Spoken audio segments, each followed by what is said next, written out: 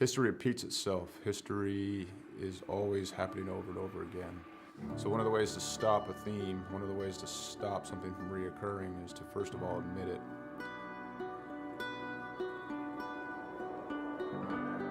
It didn't take long for us to quickly realize that there was power behind Mission 22, power behind its brand, power behind its message, and power behind its people that represented it.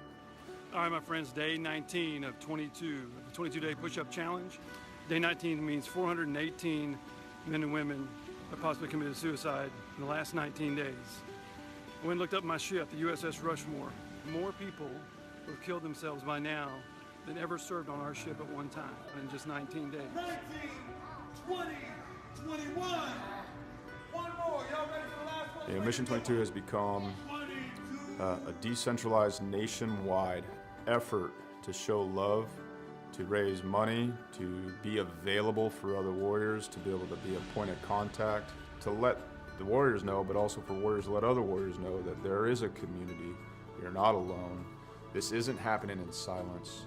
You're not forgotten. You know, we brought 4 veterans from all different parts of the United States and brought them together to hike through the state of Oregon. May God bless you on your journey. Thank you for serving our country and for being willing to go on this walk. I'm praying you feel peace and strength with each mile. You know, on this hike, some folks found God, some folks remained sober, some folks lost a significant amount of weight to be able to participate. And not so much just a healing walk for us as warriors, but for us to contribute to other people's healing. You know, this hike, we raised $12,000 for endobiogeny. Some of the folks on this hike, you know, they're going to be volunteers for this treatment. And I couldn't be more pleased and more proud because it was difficult. We had a lot of struggles. Not everything on this hike went pretty, you know, but we put some skin in the game. At the end of the day, we were able to raise money and we'll be able to use that money so guys can get the treatment that they need. The War at Home Monument is an example of our social impact, of our awareness, of our permanent fixture to do the work that we can't always do, to always remind us of what we've lost and what we will lose if we don't reconcile it. What we've done is taken 20 different veterans with their families' permission and used them as a silhouette to cut out of a 3,000-pound plate of steel.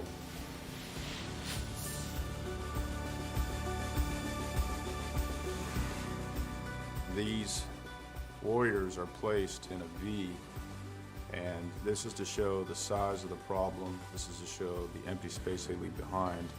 And it's also to be a constant reminder of what happens when we don't listen to the stories of the warriors that fought in our name.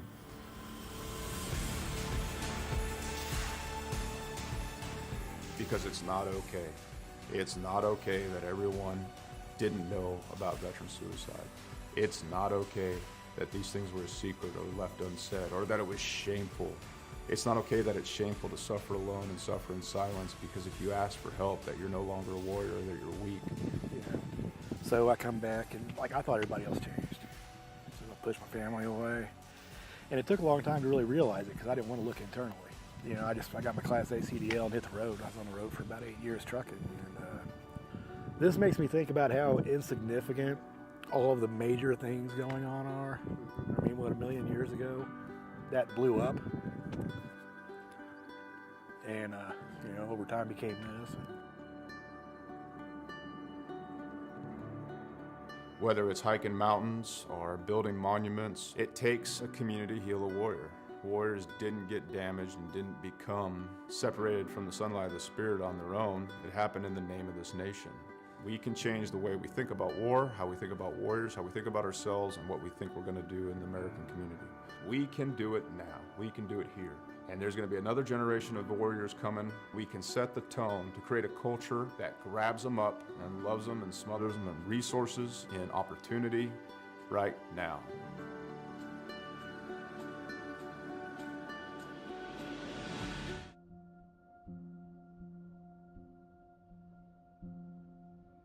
Soldiers, sailors, airmen and women enlist in the armed forces for many reasons, including a sense of duty, patriotism, the adventure, travel, and adrenaline. Many continue their military service because they discover a brother and sisterhood, an identity, a team. When service members are injured or wounded and can no longer perform their military duties, they quickly find themselves removed from their team, no longer serving the purpose for which they trained. I came back from Afghanistan in 2013, and it was kind of a trial and error of finding out, after the military, what's next in life. Being forced to leave a military career filled with purpose and pride can be challenging. Some challenges may leave lasting scars. An illness, wound, or injury can make anyone question their worth and sense of belonging after military service. 35 years in the Army, and I needed something to transition into. And so from that transition came an idea, and the idea was this. Even though a military career may be coming to an end or already ended, recovery can occur in the most unexpected places with unforeseen opportunities. Recovery, whether physical or mental, has no defined beginning or ending. It may last a lifetime. For me, one of the biggest surprises that I found out going through it was that it's not like the flu where, you get sick and then you get better. You're never cured. And that's so frustrating. It's so hard to tell someone that. And it's so easy to slip back. And every single time you have to find a new way to fight it, it's a different monster every time you battle it. This can feel daunting to a warrior who is suddenly forced to leave everything they know, trust, and love, finding themselves at the beginning of an unknown and possibly frightening new journey. Welcome to the world of motorsports. We're in the right place at the right time in our lives to be able to take these guys that are wounded and put them in front of people that can actually show them that there is a camaraderie, there's a brotherhood within the motorsports industry, that there is potential for career opportunities for them if they have the skill set. Motorsports offers an opportunity to regain that sense of identity within a safe, fast-paced team environment, providing a renewed sense of purpose. It has many facets, all created by teams working together for success on the track. Like in the military, in motorsports the goal is in accomplishing the mission, winning as a team, collectively celebrating the successes and supporting teammates through the losses.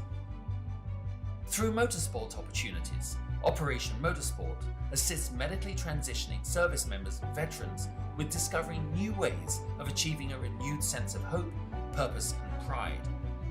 Besides the basic brake changing, oil changing, tire rotation, I've actually learned how to assemble and disassemble some engine parts, change some axles, do some alignments and stuff. So give it a try. You never know. This was nothing that I expected. I did not expect to be fully suited, jumping over a wall while cars are going 100 and something miles an hour. From motors to media, tires to tickets, and hot laps to hospitality. Operation Motorsport provides beneficiaries the chance to become immersed within professional motorsports and provides them with the opportunity to find out firsthand what captivates their imagination and interest. These opportunities provide an avenue of discovery within the motorsports immersion or diversionary therapy programs, all within the Excite, Engage, and Empower recovery programs. Operation Motorsport also offers virtual engagements and recovery opportunities through an iRacing league, engaging beneficiaries in a safe, competitive environment from the comfort and safety of their home. Meeting other like-minded people, service members and veterans on the virtual racetrack, opening the doors to Motorsport Academy programs that prepare beneficiaries for their first encounters at the racetrack, and possibly leading to a day when they can get behind the wheel. A team environment's a perfect place for people like us to kind of get back into some kind of normalcy when you go through a lot when you get medically discharged. And it kind of sucks and you put through the ringer, but I feel like what Operation Motorsport's doing is just something that's just really valuable. Operation Motorsport prides itself in keeping beneficiaries engaged after the race weekend, throughout their recovery and beyond, through our recovery programs, or as a member of the 22 pit crew.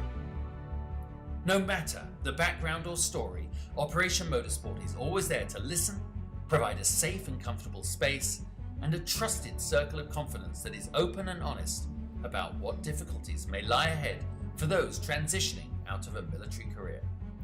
Operation Motorsport believes in the power of team, identity, and purpose.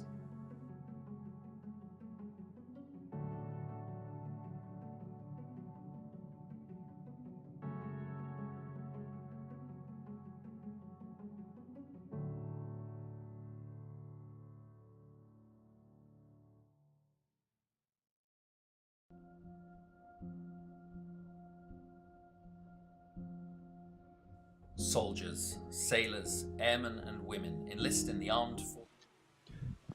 Welcome back to the stream. It is Friday night. We are here with Gears Unlimited Friday Night Lights, Week 11 at Williams Grove. We're visiting the great state of Pennsylvania tonight in Week 11.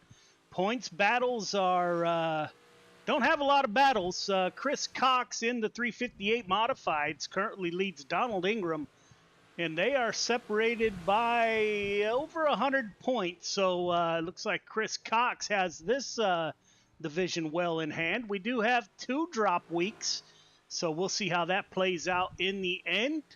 Welcome aboard if you're coming back. Welcome back if you're new to the stream. Welcome. Please leave us feedback if we're doing something that you don't like. Please let us know if we're doing something that you do like. Please let us know that also. You can find us at Gears Unlimited Friday Night Lights on Facebook, GY6RN on YouTube. You can email me, Joe at GY6RN. However you get it to me, we do take all input from drivers. We're about 2 weeks away from our first ever Week 13 Dash for Cash for the feature winners throughout the season. Brought to you by the Dirt Track Bank. Great folks have supported us 100%. That's greatly appreciated. We're getting ready to call the cars off the track, so you will ride along with us tonight. Welcome aboard. We're getting ready to do battle. We will call the drivers off the track. All drivers, clear the track, please. All drivers, clear the track, please.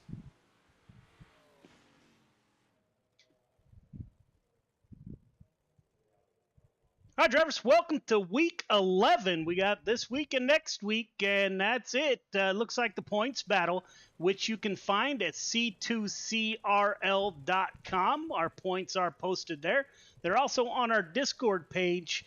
We'll go over the rules again real quick. No interview after the race. If you finish on a podium, you will receive an EOL the following week or whenever you come back. Again, no photo for the podium finishers, EOL. If you bring out 2 cautions in any race, could be a heat race, could be the feature, does not matter. 2 cautions, you are done for the night in that division. Intentional contact will not be tolerated at any time. That will get you a 1-week vacation minimum. The protest process, we have done away with the protest process. Our good folks at Top Tier Race Control are handling all that for us. So we have separated the broadcast side of it, the league side of it, and we have independent race control. So we do not have a protest process, my apologies. Numbers, make sure your number matches that number that you are assigned. If you do not match your number, first week's a warning, second week is an EOL, third week you will be asked not to come back until your number matches. Call-outs on Discord. Our Discord is not the place to air your grievances with other drivers. If you're going to do that, please take it elsewhere. I hope you don't do it at all, but if you do, please take it elsewhere.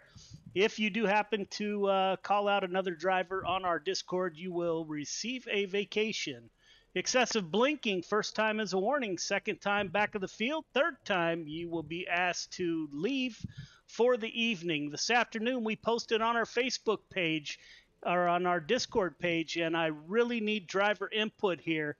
So next season, to keep our professional admin crew, we are contemplating a $15 driver fee for next season to help cover the Dash for Cash, to help cover our admins. If we do not get that support most likely we'll go back to live admin by me and no dash for cash. So that is out on our Discord. Please, please, please go out there, take a look, and contribute to that conversation. We do have one EOL for the week. Brennan Weeks, you did not show up for your podium picture or interview a couple weeks ago. So, sir, please do not qualify. Everyone else is good to go. Welcome to Week 11, Gears Unlimited Friday Night Lights, brought to you by Magnum Race Designs. Ready to get after it, but first we will take any questions, comments, or concerns.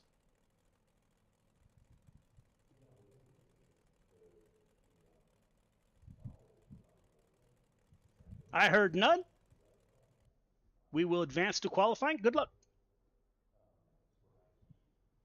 Hi, Joe. Hi, Dean. Welcome to the show. Raining on the East Coast, my friend, so glad you could join us.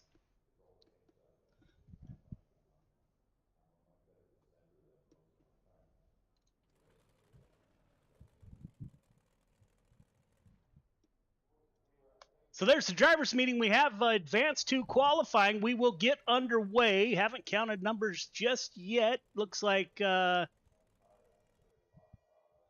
22 cars in the field tonight. So everyone will go to the feature. We had the last 2 weeks a number of cars headed home after the heat races or after the consolation races. So doesn't look like that'll be the case tonight. We got cars getting ready to come out on the track. We will follow along as closely as we can. Quickest in the practice session was the 31 car, the dirt track bank driver out of Corning, Iowa, Brandon Templeton, out on track. We'll see how Brandon does here coming to his first timed lap.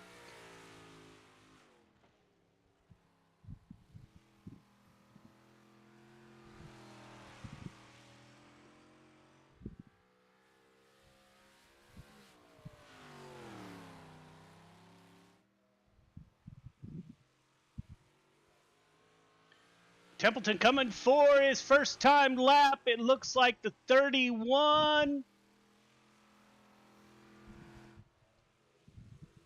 must have brushed the wall. We'll ride along with the 12th car of Caden Berry. Not his typical paint scheme. Again, it is raining on the East Coast. This is a young sprint car driver out of New Hampshire. Actually won his first feature race here not too long ago. Follow him along on Facebook. Very talented young man.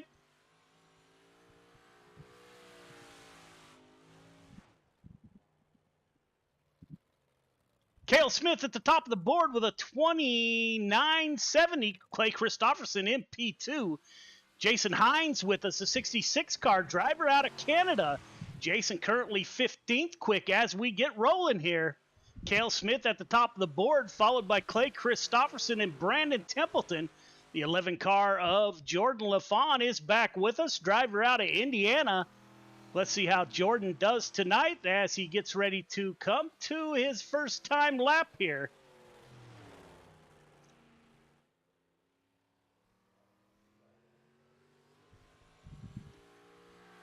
At the line, 16 quick for Jordan LaFawn. Ryan Stillwell in that 9 car is back with us once again.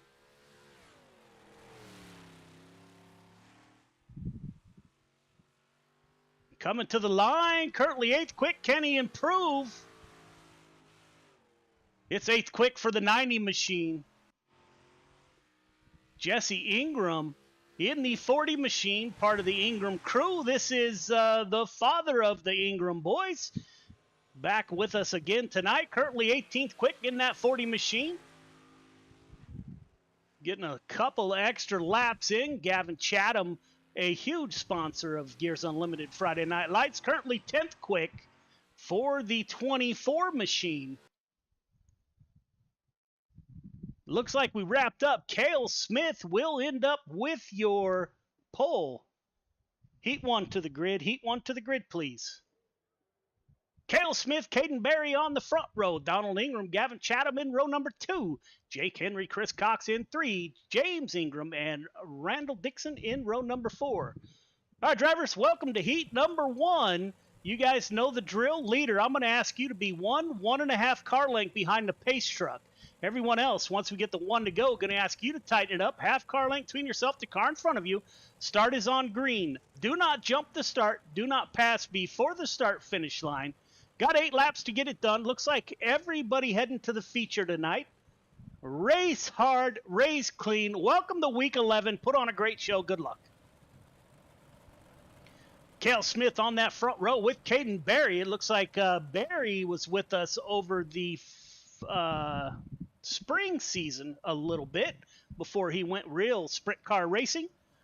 He was a tough character to beat, so he will be on that front row. Watch that 0-1-0 of Donald Ingram in row number 2. Been super quick, as has Gavin Chatham in the 24 machine. So this heat stacked. Your points leader rolls off on the outside of row number 3. That is Chris Cox in the 515 out of Des Moines, Iowa. James Ingram, Randall Dixon in the back of the field. Up front, pace truck is getting ready to exit. Cale Smith, he's brand new to Gears Unlimited Friday Night Lights. Last week, I believe, was his first week with us. Looks like he is taking no time to get settled in. Let's tighten it up.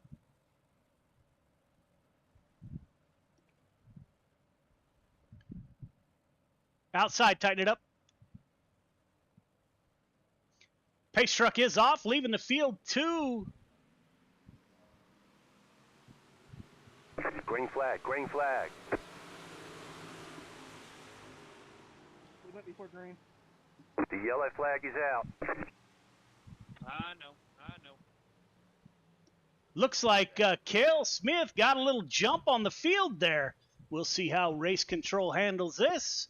I am assuming he will be receiving an EOL that will put, who do we got behind him? Donald Ingram in the 0-1-0 car. That is bad news for the field right there. Looks like race control decided to throw the caution, and we'll get another shot at the restart in heat number 1.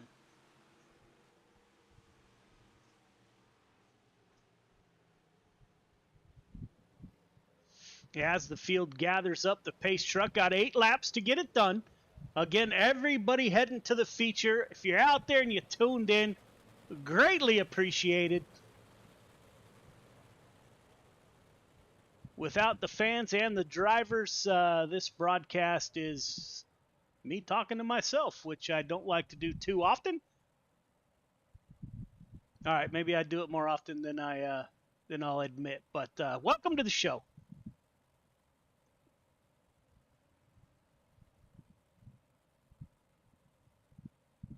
Not sure what's going on the front row there. Caden Barry laying back with Gavin Chatham. Kind of looks like a Lucas Oil Limited or late model restart there with the leader out front by himself. Outside row, catch up. Let's get in line.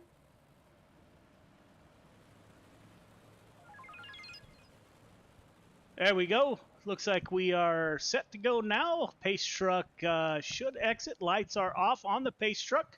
Let's try this once again. This restart will be on the green flag. Restart is on green. This go. Restart is on green. Good luck.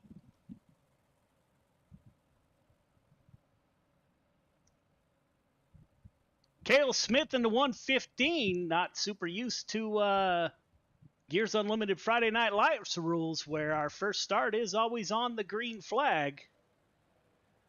As they round turn number 4, take the long crawl towards the flag stand.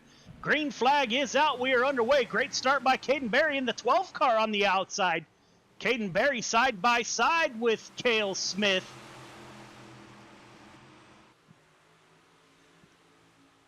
The grid hasn't moved much. Cale Smith goes back to the lead. We will go on board with the 0-1-0.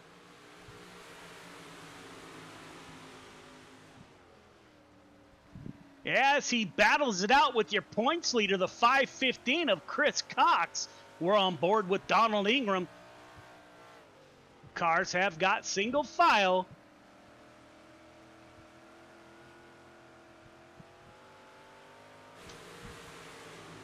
Cale Smith at the front of the field. Caden Berry trying to get underneath the 115 car there. Gavin Chatham currently in the third position. Chris Cox in the fourth and final transfer position, although everybody will transfer. Working lap 4 of 8.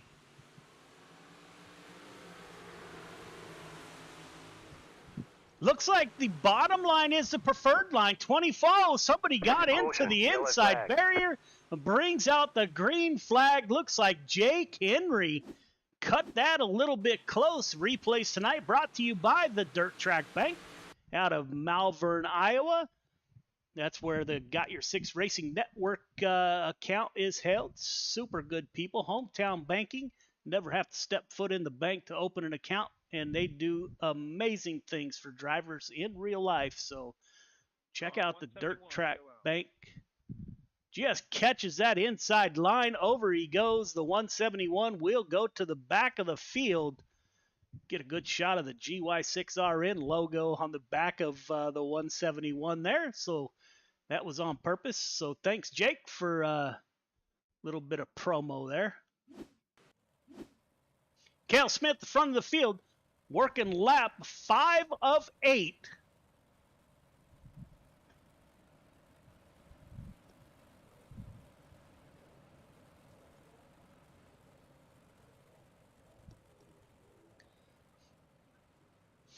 This restart will be on the leader. Leader restart is on you at the exit of turn 4, sir. 1.5 car length behind the pace truck, please. Let's catch up. Everyone else, half car length between yourself, the car in front of you. Cale Smith still at the front of the field in the 115 machine. Caden Berry coming back to Gears Unlimited Friday Night Lights. Been with us since the beginning.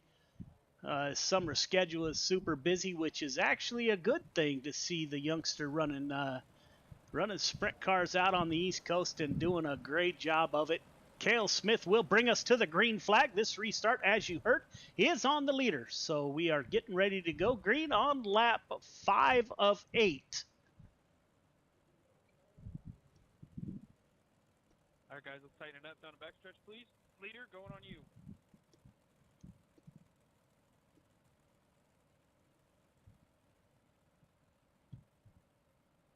I do, Dean. I think it went a lap extra because 171 is still on pit road. It was on iRacing's end, but I do have a 1 to go hotkey. Gotcha. I just didn't want to mic up Clayton, that's all.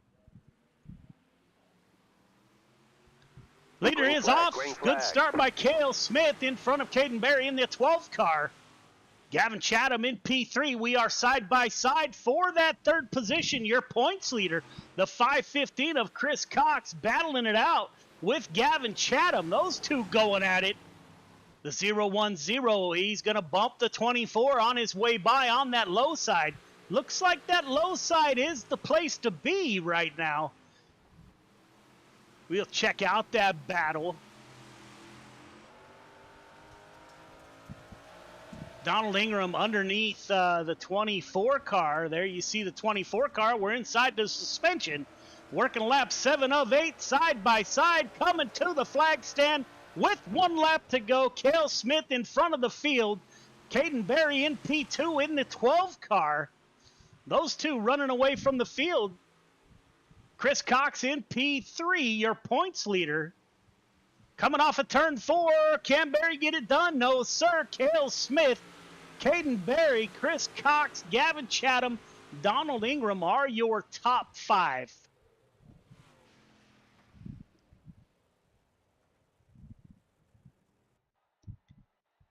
Heat 2 to the grid. Heat 2 to the grid, please. Clay Christopherson and Michael Carter on the front row. Ryan Stillwell, Dean Reynolds in row 2. Billy Roberts, Jason Hines in 3. Keaton Holder is at the rear of the field in the 7th position. All right, drivers, welcome to heat number 2. Leader, you know the drill. 1.5 car length behind the pace truck.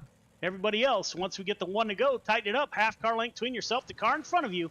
The initial start is on the green flag. Do not jump the start. Do not pass before the start-finish line. Got 8 laps to get it done. Everybody heading to the feature. Race hard, race clean, put on a great show. Good luck. Michael Carter and Clay Christopherson on that front row. That is going to be a tough pair to beat. Dean Reynolds, Super Dirt Car Series director in outside of the second row. Ryan Stillwell in the 90 machine on the inside of row number 2. So anybody behind those cats, Billy Roberts is back there, Jason Hines, Keaton Holder. You got a tough row to hoe here, but we will see what happens.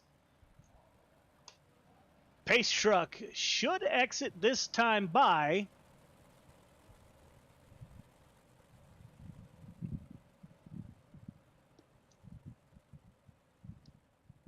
lights are off. 15 car is on a winning streak here. It's like the only car in recent history that's had anything for the 15 is the 11 of Jordan LaFawn. Getting ready to go green. 8 laps to get it done.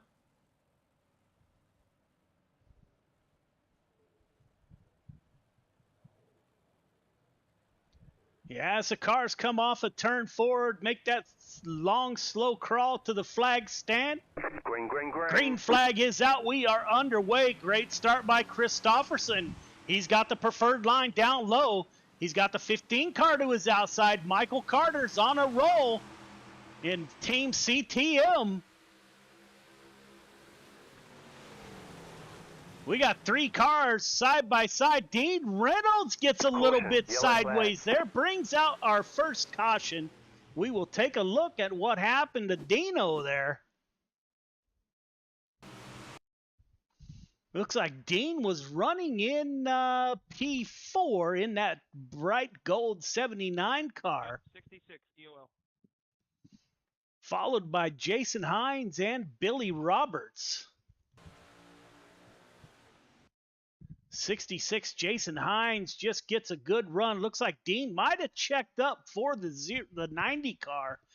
And 66 car gets into the back of the 79. That will send the 66 and the 79 to the back of the field.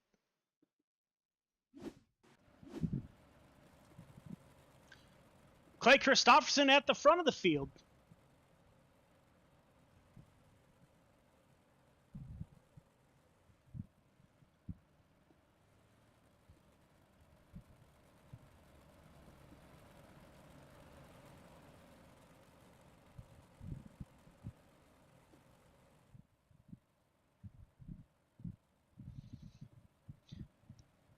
Christopherson, Carter, Stillwell, Roberts are your top 4. Big shout out to the 99 car of Billy Roberts.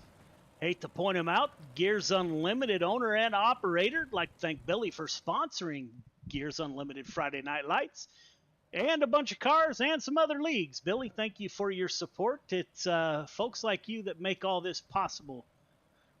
Gears Unlimited out of Independence, Missouri. If you're ever in town, do me a favor, stop by and say hi to Billy. See him in the shop. Might be something super cool coming out of the Gears Unlimited shop for this season's division winners. So more to come on that. Lights are off on the pace truck. We are getting ready to go green.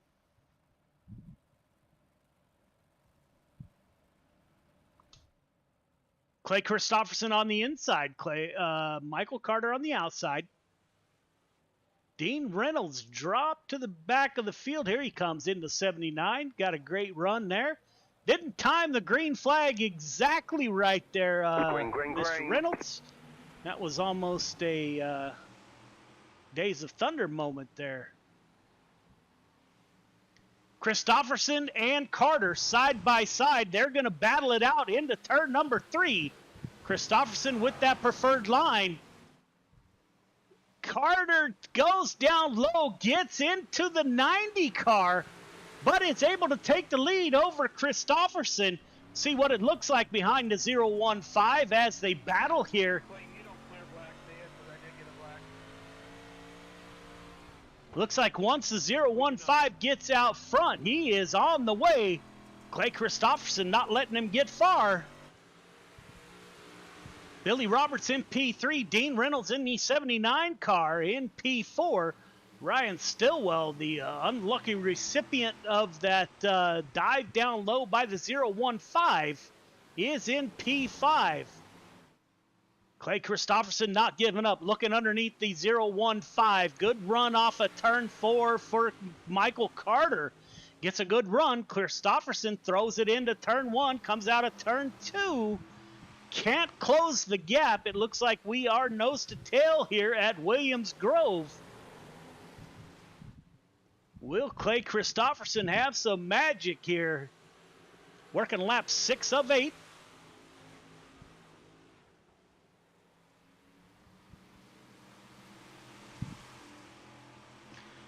We will look back at the 51 of Clay Christofferson. You can see him close in at the entry there. 51 car gets right underneath the 015. Michael Carter getting a good run off of turn 4. Looks like Christofferson may have moved up there a half car length or so. See if he can't make that work. We're coming to the white flag here. Battle between Dean Reynolds now and Ryan Stillwell for the 4th position. Those two drivers going at it. 1 lap to go. Carter, Christofferson, Roberts, Reynolds are your top 4. Ryan Stillwell in that 9 car, or 90, is in the top 5. Will Christofferson have anything? Christofferson up high, getting on the edge of the chocolate chips. Doesn't get the drive off 4. Carter, Christofferson, Roberts, Reynolds, Stillwell, your top 5.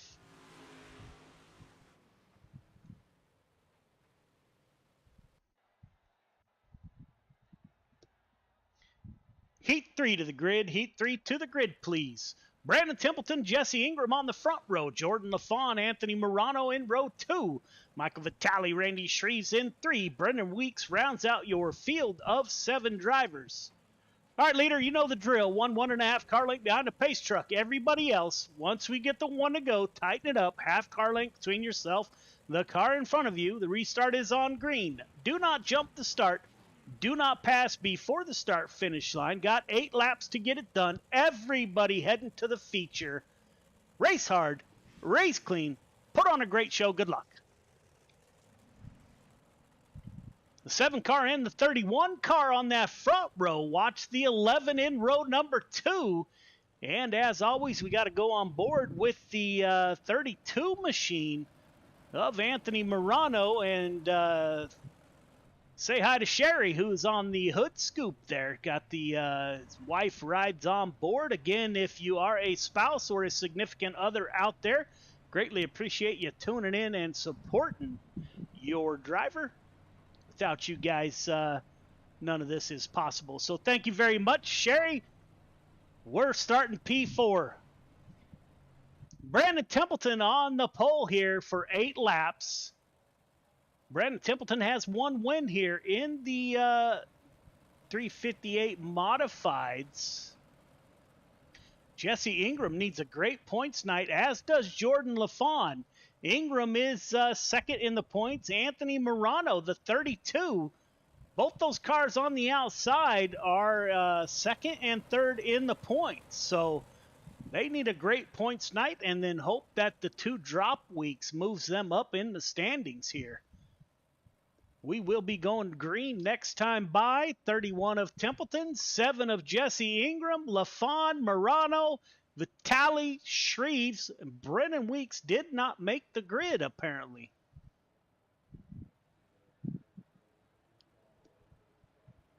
We make the long, slow crawl to the flag stand. Green. Green flag is out. We are underway. Great start on the outside by the 7 car. Ingram's going to take that high side. Templeton's going to battle back on the bottom. They come off of turn number 2 side by side. We are 2 by 2. Templeton with the preferred line till this track wears out once we get slick. Jesse Ingram to the point. He gets it done on that outside. Vitali goes around. And looks like Jordan LaFawn was involved. We will take a look at what happened here. Vitali in the 213 right below us. The 11 car, LaFawn checks up. Vitali doesn't have time. Vitali into that outside wall, so EOL I hear on race control for the 213. Michael Vitali in the 213 is an Air Force veteran. Michael, thank you from the bottom of my heart for your service to our nation. Greatly appreciated, my brother. Jesse Ingram's able to take over the lead on lap 3 of 8. Coming up on week 13, we got a special treat. The good folks at the Dirt Track Bank have donated. We're going to have a nearly $500 dash for cash on week 13. We're going to run a regular program just like we do here on Friday Night Lights. Best average finish. You must be a feature winner, and you must have run in at least 6 weeks of the season. Everyone who joins the race will get paid. So looking real forward to that. This will be our first dash for cash. We are also looking for sponsors for next season. Anyone's interested, please give them my contact info. We'd love to fill the field with sponsors to help support all the interesting stuff we have going on. 7 car is off. Jesse Ingram at the front of the field. Brandon Templeton on the outside. 32 car of Anthony Morano currently in P4 now. He's going to battle it out with the 11. We're 2x2 here at Williams Grove. Jesse Ingram gets a good lead over Brandon Templeton. Those two go nose to tail. Jordan LaFawn in the 11. Templeton gets into the wall. The 31 car is around. Caution comes out. Not sure what happened to Brandon Templeton. Let's take a look on your Dirt Track Bank replay.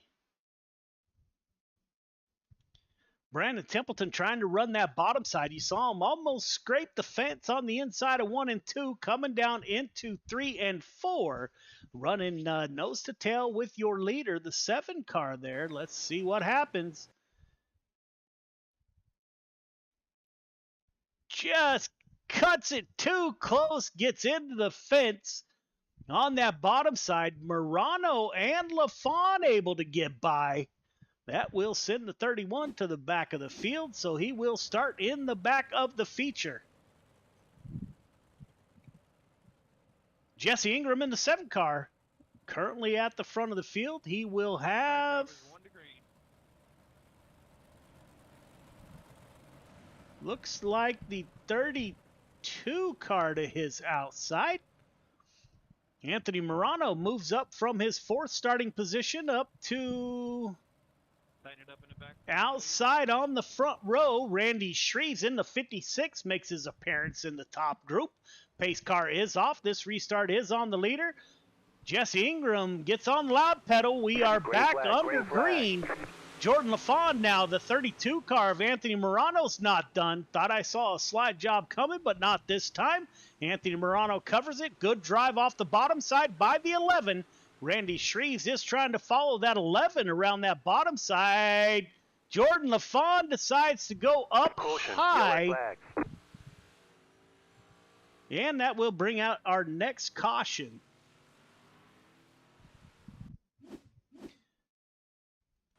He's coming, LaFawn. He's coming.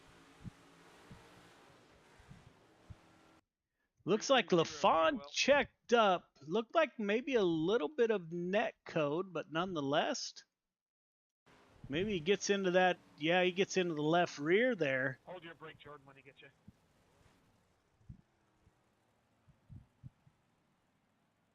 Anthony Morano will head to the rear of the field in his heat race here.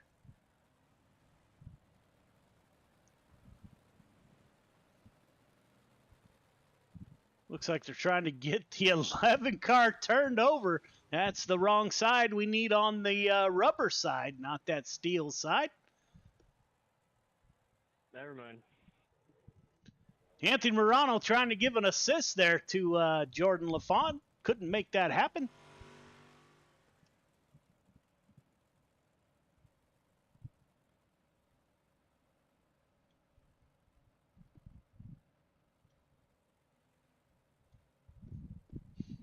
I see the Gale out there back with us. We haven't seen Gale in quite a while. The Caden Barry fan club is alive and well. It's been a while. Thank you, folks, for tuning in.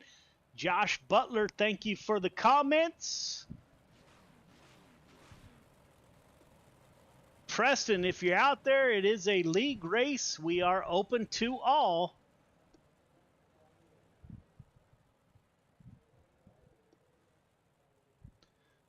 Jesse Ingram at the front of the field. Now Michael Vitale in the 213 moves up to P2.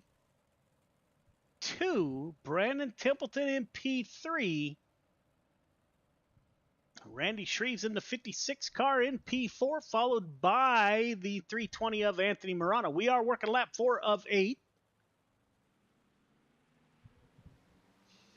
Jesse Ingram gets a great start in front of the 213, gets loose off of the turn 4 there on the restart.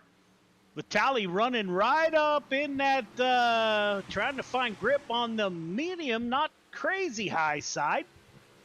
Brandon Templeton dives the 31 car. He's going to go at it again. Jesse Ingram breaking away from the field, currently has almost a second gap between himself and Michael Vitale. Brandon Templeton on the 31 car working that bottom side. Brandon's going to try to get underneath the 213. Randy Shreve and Anthony Morano doing battle. Typically, Randy Shreves would be in that transfer position, but tonight everyone transfers. Looks like Michael Vitale is closing in on the 7 car a little bit. That lead back down to about a half second. Vitale pulling away from Brandon Templeton. We'll go on board with Michael. 1 lap to go as he closes in on the 7 car, running that high side. Ingram staying down low. Looks like that high side might be the place to be here come feature time. Closes it down to 0.2 seconds. Can't get it done. Ingram, Vitale, Templeton, Shreves, Morano are your top 5. 3 minutes of warm-up. So we have 3 minutes of warm-ups, ladies and gentlemen, and we will be right back.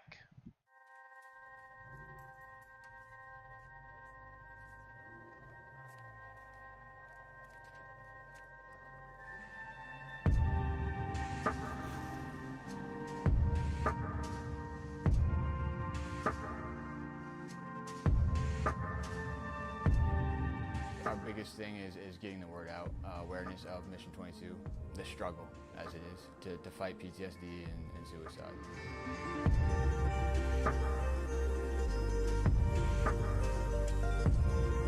My name is Corey Decker. I'm the state representative for Mission 22.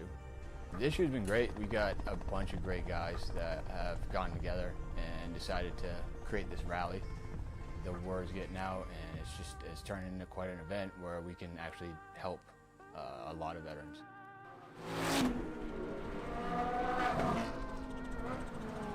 It's a great event, but you really have to go and see it for yourself, and it's really one of those things that's an experience. That just going that weekend, we've seen how it changes people.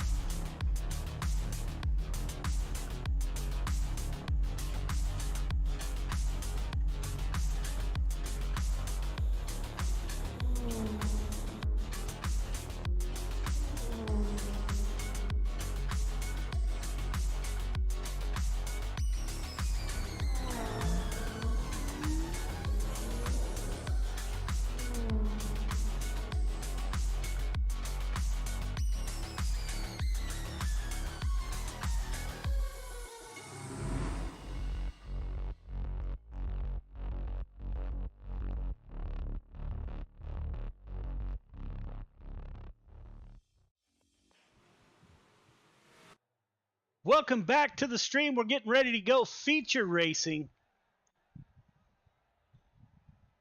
Feature to the grid, please.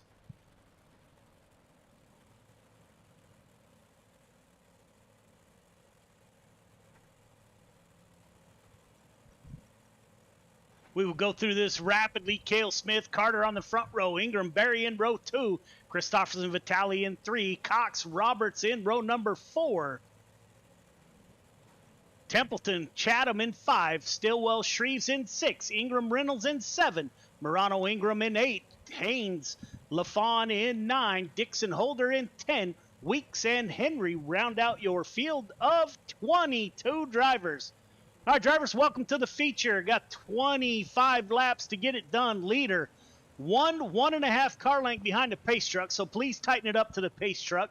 Everybody else, half car length between yourself, the car in front of you.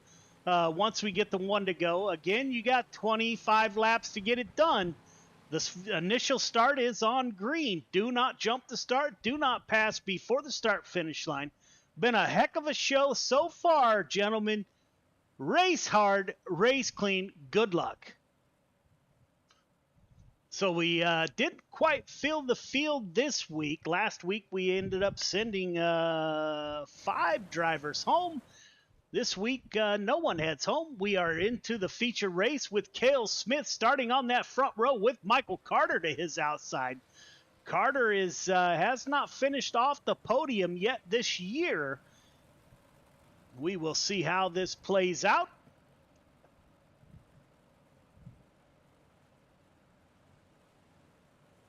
Ingram and Berry in row 2 in that 12 car. New paint scheme for the 12 car.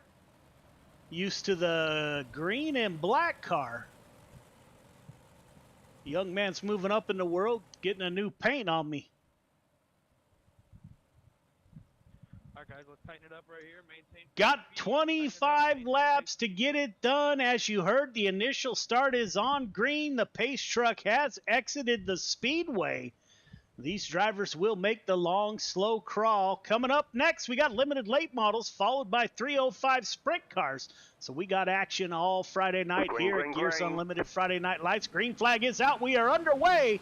Cale Smith with a good start on that bottom side. You can see the track starting to slicken up. Michael Carter, he's going to go to the outside. Caden Berry to his tail. Jesse Ingram in the 7 car. We do have a caution that came out pretty quick here. Let's take a look at the dirt track bank replay and see exactly what happened here. The 11 car of Jordan LaFawn gets in the back of the 40, checks up a little bit late, the 171 and the 111. No place for those drivers to go. So we will line them up and try it once again. All right, leader, this restart is on you, sir. Everyone else, same story. Half car length between yourself, the car in front of you.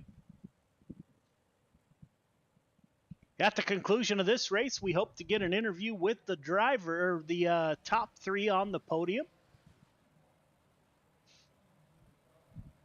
Limited late model practice kicks off here at in about 6 minutes. We will close out the night with 305 sprint cars. This is our second full season of racing on iRacing. So greatly appreciate everyone tuning in, man. This has been a heck of a ride and a whole lot of fun. So thank you all for tuning in. Greatly appreciated. Cale Smith, Carter, Ingram, Berry, Christopherson, Vitale are your top 6. Your points leader, Chris Cox, in that 515. He's back in P5, it looks. Donald Ingram in the 010. He is second in the points. Where's Donald running tonight? He's back in 13th. Anthony Morano is third in the points. Anthony Morano running back in 15th. So those drivers have some work to do if they're going to close in on that points lead by Chris Cox.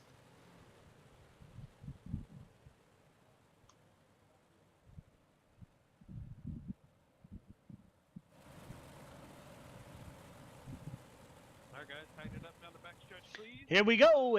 Pace truck is going to exit. We are on lap 4 of 25.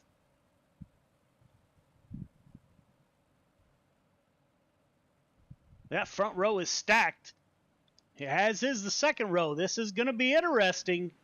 Your leader gets a great start, gets underneath the 015 of Michael Carter. Carter slides up. Crossover from the 015. We are 2 by 2 at the front. Great run by the 115. He got a great drive off of turn 2. And once again off of turn 4. 115 putting on a show at the front of the field with Michael Carter in the 015.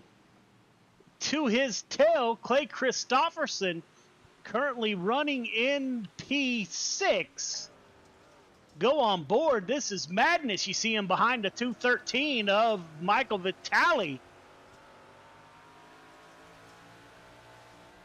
Christopherson dives it down low.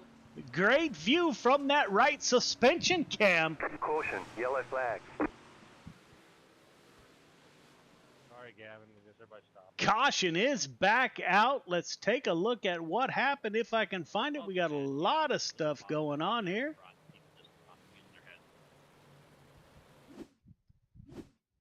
I'm hoping this is the replay we're looking for. Jason Hines outside the 90 car. 24 checks up for the 31. That causes a commotion behind.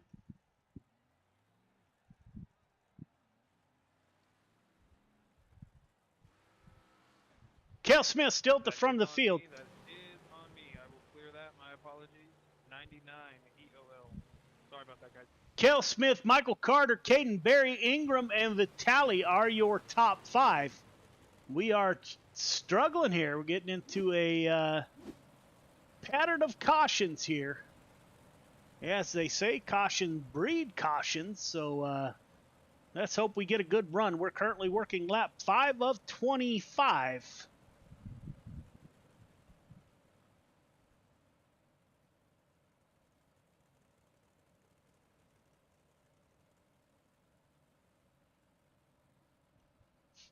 Anyone out there is looking for a league to race in, we do run 358 mods, limited late models, and 305 sprint cars, all fixed setups. You can apply on iRacing to Friday Night Lights under my name, Joe Halter. We will get you in the league.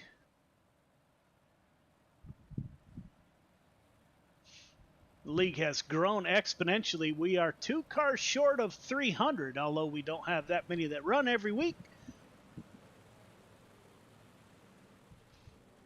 Again, all the support is super greatly appreciated here at Got Your Six Racing Network. We do this to reach out to those veterans out there who may be hurting. We do play promo videos from companies out there doing great things for veterans. If you know a veteran out there, you haven't heard from him in a while, please reach out, man. You never know what that conversation could do. 22 veterans a day take their own lives, which is about 22 too many. I hear that number's down to 17, but again, if you know a veteran out there, please reach out and show them some love. Cale Smith on the restart takes the lead over Michael Carter. We got a wad of cars behind him. The 7 of Jesse Ingram, he's going to take P3. Caden Berry up to P4. Clay Christopherson. So your top 4, top 6 actually. Somebody hard into that outside wall. Looks like Jason Hines involved.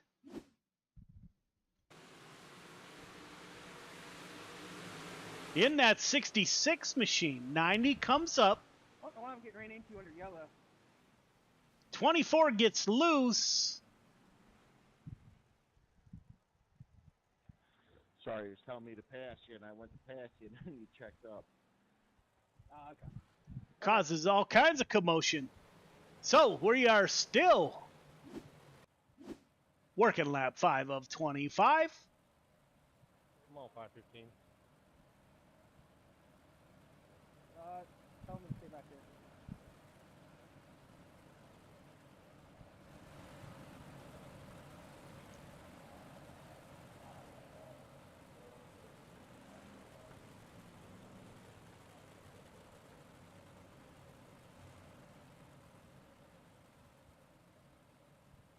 Cale Smith still at the front of the field. He's been holding it down in front of the 0-1-5 of Michael Carter, who's been on a tear since joining the league. Jesse Ingram in P4. Caden Berry in the 12 car on the outside in P4. We should go single file this time, I believe.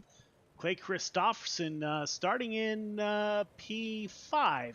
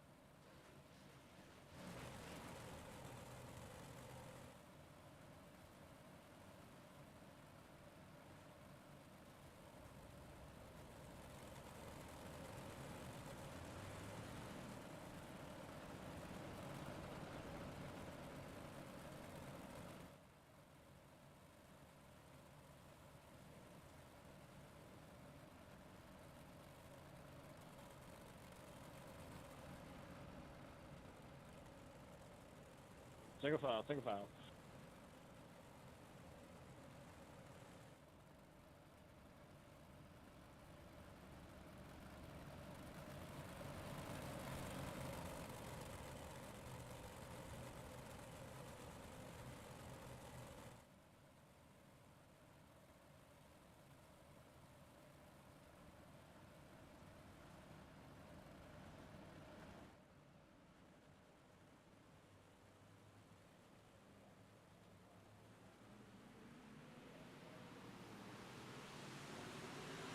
Green flag, green flag.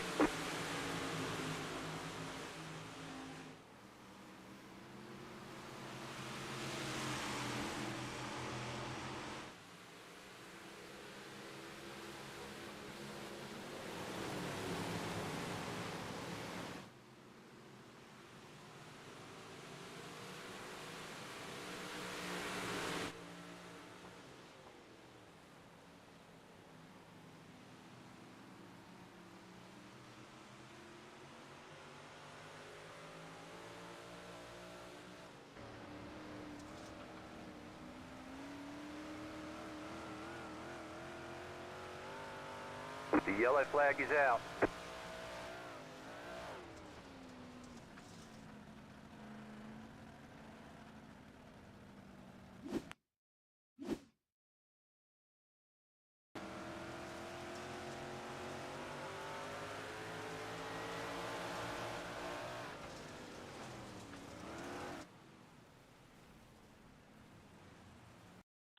Car 2-4, EOL.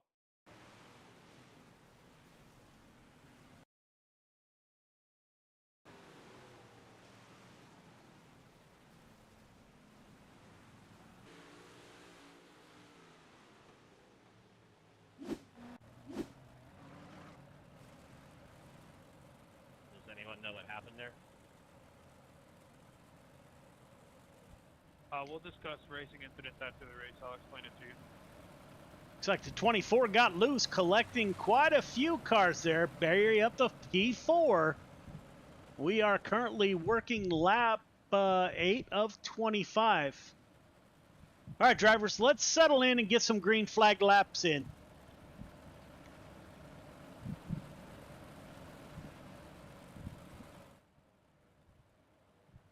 Restart is on the leader. Everybody else, half car length between yourself, the car in front of you.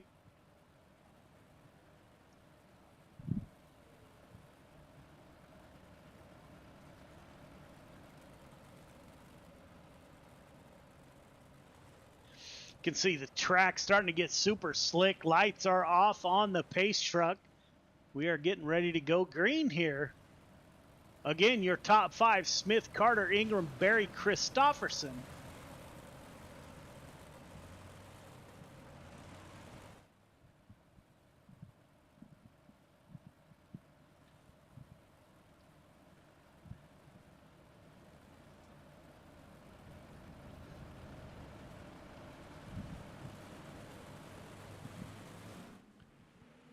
Green flag is out, as is Cale Smith. He's off to a great start in front of the 015 of Carter. Caution comes back out once again. The 66 car is having some bad luck tonight. Looks like Dean Reynolds back there with Randy Shreves. Reynolds comes down on the 90 car.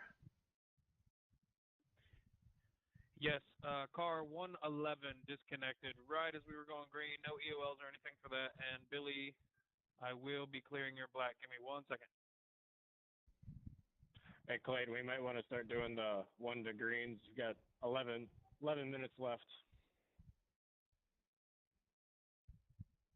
Sounds like we are getting ready to run out of time here. So now we're in a time race type deal. Only lap 8 of 25. All right, guys, 1 to go.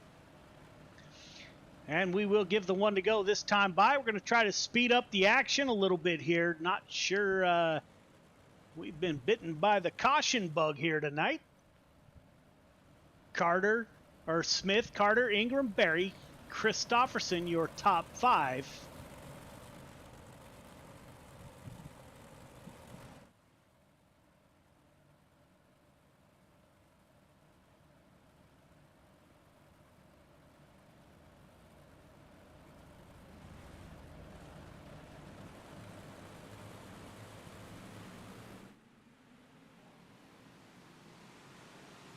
Green flag, green flag.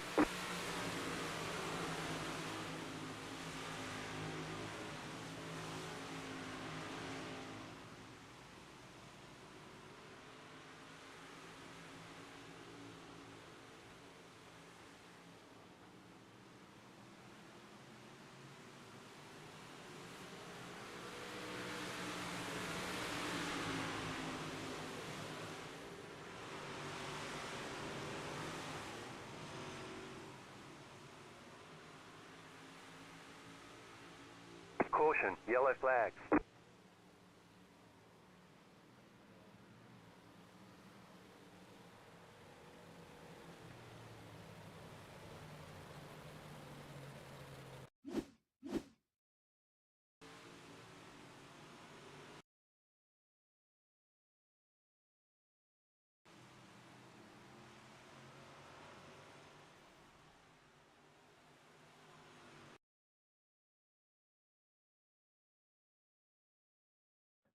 That was really a racing incident of Jordan LaFawn and Chris Cox kind of bouncing off each other after Jordan was checking up. Nope, EOL for that one. You guys might want to go back and look at before me and him made contact. There's other contact. I will be reviewing stuff after the race, yes. We're going 1 to green again. Trying to get you guys through this race as well. Let's remember, keep race comms to a minimum.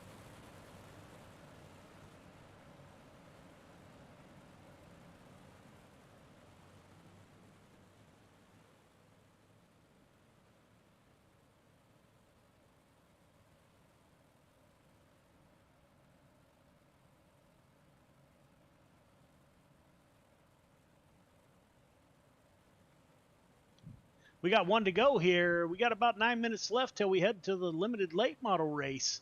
Cale Smith still at the front of the field, in front of Carter, Ingram, Barry, Stillwell. Green flag, green flag. Green flag is out. We are back underway. Track is starting to get slick. Caden Barry now, he's going to try that bottom side. Slides up, no room with the 7 car to his outside. Jesse Ingram able to hold off the 12 car. 12 car tries it again. Caden Barry not giving up on that bottom side.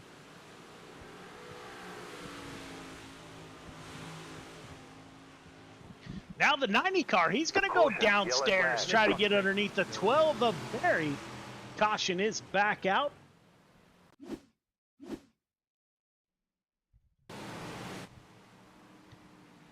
Looks like Dean Reynolds was involved. Gets up into the 10 car. Takes out the 99. On his lid, the 79 goes. 079 EOL.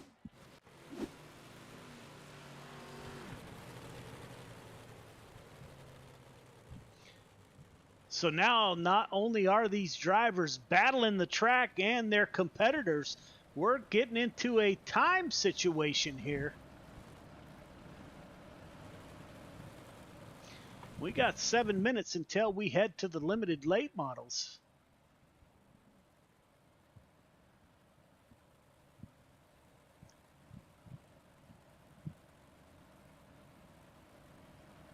All right, guys, one green.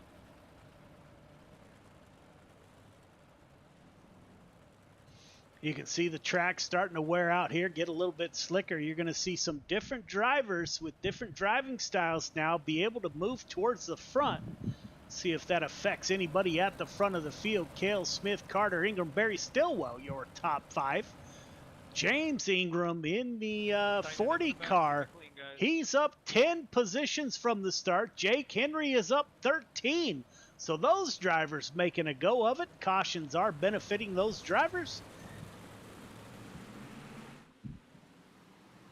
Cale Smith on the loud pedal with Carter.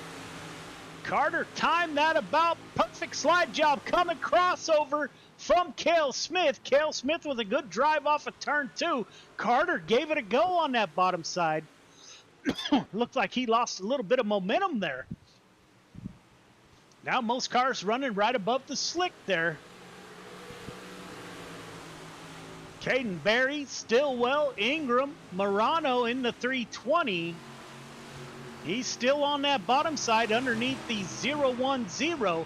The 40 car of James Ingram doing a great job tonight, having a great race. Currently P6. Can he get up and battle for his first top 5 in Gears Unlimited Friday Night Lights? He gets a little bit loose. The 10 car checks up behind him. Vitali, the yellow flag is out. We got a mess behind them. Caution does come back out once again.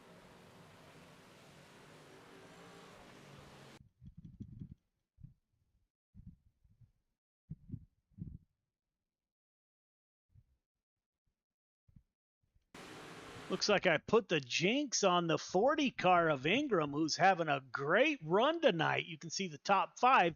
Ingram is P6 here. Goes down right in the middle of the slick.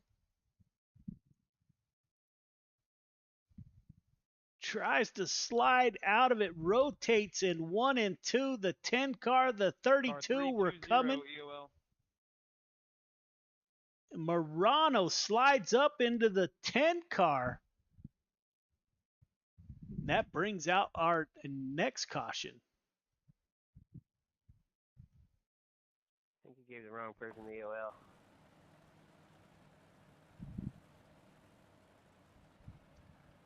Again, for the last time, let's keep race comms to a minimum. Cale Smith at the front of the field.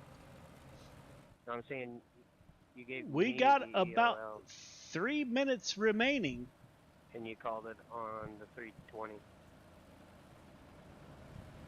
Pace truck will exit this time by. We are not going to make a full race. So these drivers need to battle it out as they only have less than 4 minutes remaining in this session.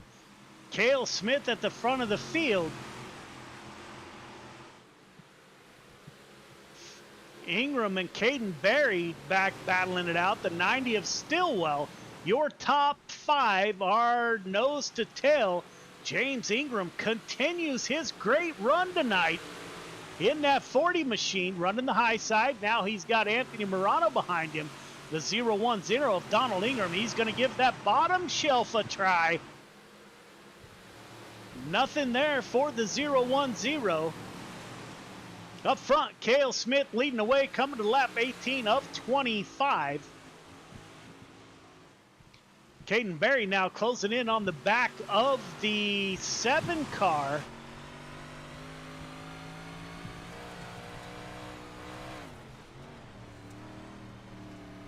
See his hands working inside the cockpit here and working on the throttle as he tries to close in on his first top 3 on his first night back after a little bit of a break. James Ingram battling it out with the 32 of Morano. We will go on board with Anthony Morano.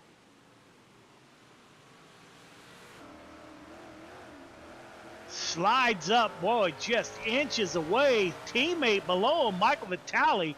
You saw him duck into the screen there.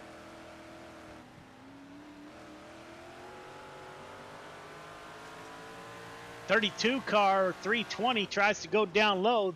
Attack on the 40 car. The Morano boys make contact. We are able to keep going here. James Ingram falls back quite a few positions up front. Carter and Cale Smith going at it. We're going to watch this one to the end. Working lap 22 of 25.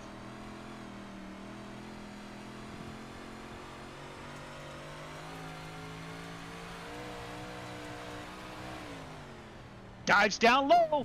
Will we see a slide job? Not enough room to get it done.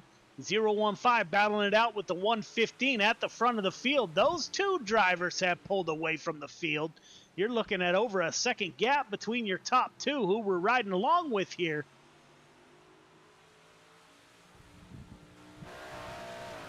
We'll look back from your leader, Cale Smith, at the 015 of Michael Carter.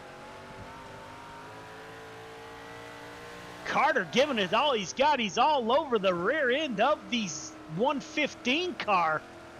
Working lap 24 of 25. We are closing in. We may make it. We got less than 30 seconds left. If we take the white flag. 1 to go. Caden Berry trying to put pressure on the 7 car of Jesse Ingram. Berry with a slide job. Not quite enough room. Doesn't get it done. Ingram holds on to P3.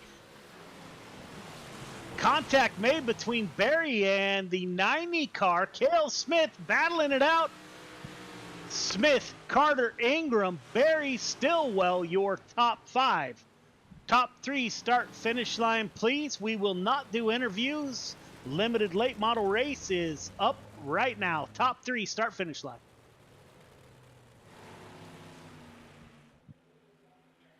Good job getting it together at the end, guys. Cale Smith holds on to win over Michael Carter and Jesse Ingram. Great battle at the front of the field. Got bit by the caution bug a little bit tonight. All right, fellas, that's perfect. Limited late models are up now. We'll see you there. We will take a quick break, and we will be right back with you. 1, 2, 3. I love it, Molly. They say it's a matter of time. 1,000 days and the sun won't shine before I come back to you. For your love I will go far. I wanna be wherever you are. I know I'm coming back for you. Brother, it's good to see you. Our love is a river long, the best ride in a million wrongs. I know I'm coming back to you. And I'm happy, nothing's going to stop me.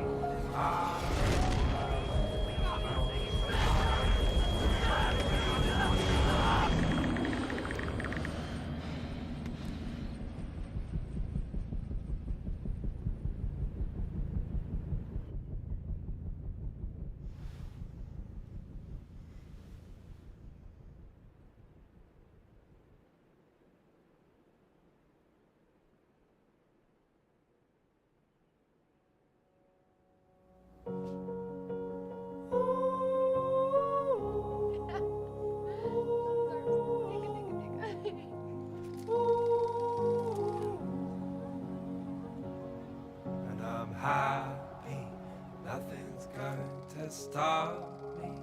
I'm making my way home. I'm making my way.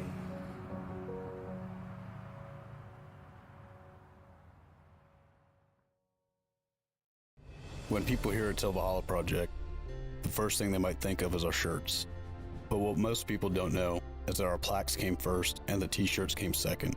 What some people might not know is that the same shirts that we make day in and day out allowed us to do unbelievable things for unbelievable people.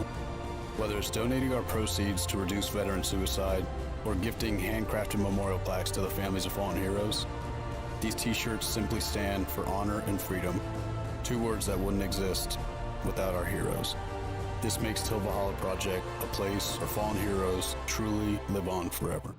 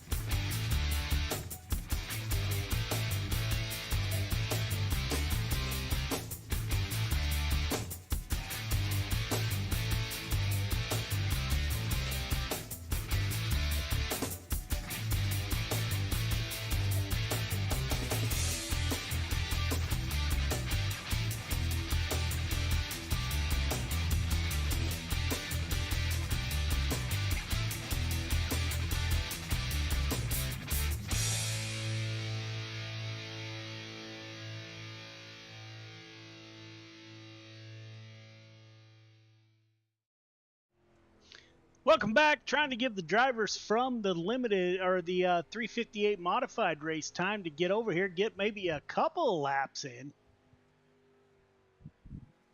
Jonathan Byram at the top of the board here. Looks like we are going to have a packed house.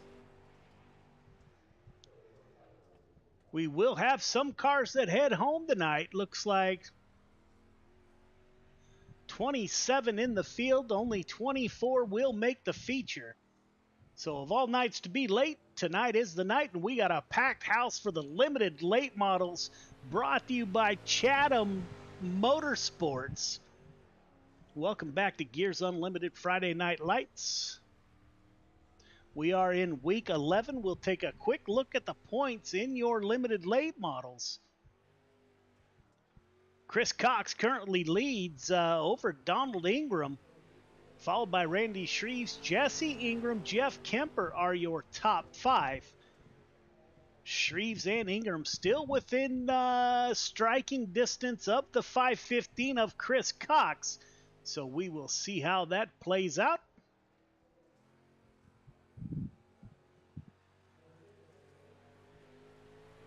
Only one car currently on the track, and that is the 66 Canadian driver, Jason Hines, out on the track getting some practice laps in. If you stuck with us, greatly appreciated. We got 305 sprint cars after this. We do this every Friday night.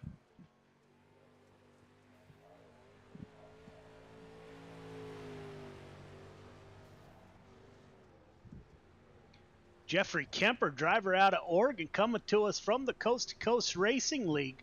We are not a official part of Coast to Coast Racing League, but they do support us 100%. Can't thank those folks enough for their support. It's a league that my race team races in. So if you're in looking for a new league, check out Coast to Coast Racing League at c2crl.com. Racing without all the other drama, without the drama that you get in other racing leagues. We found them welcoming from day one. So our drivers run in Friday Night Lights and Coast to Coast Racing League, two best places around to run.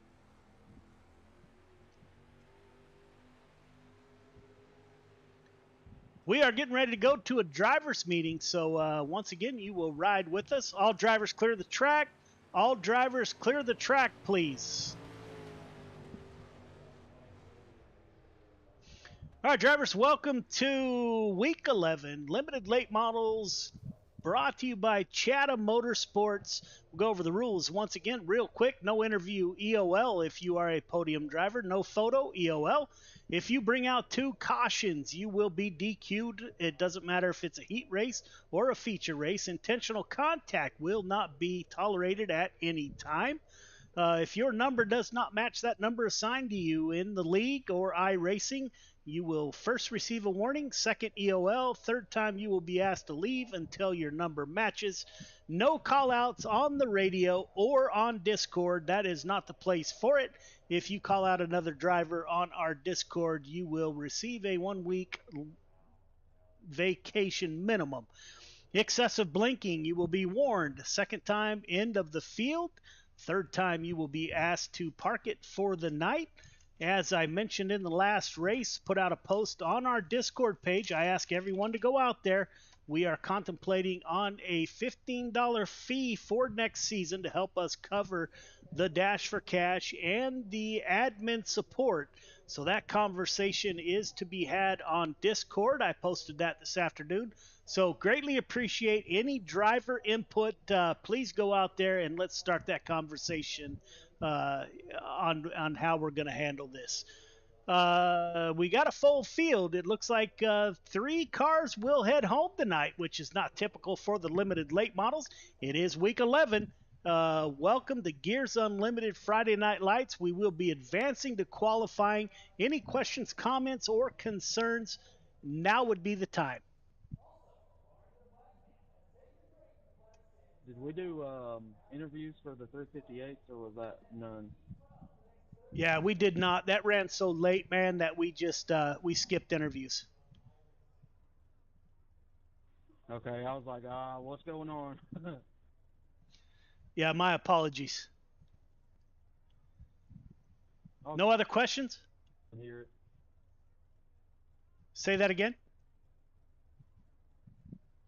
It's all good. I probably just didn't hear it. Yeah, 10-4. Okay, no other questions. We are going to advance to qualifying. Wish you great luck in week 11.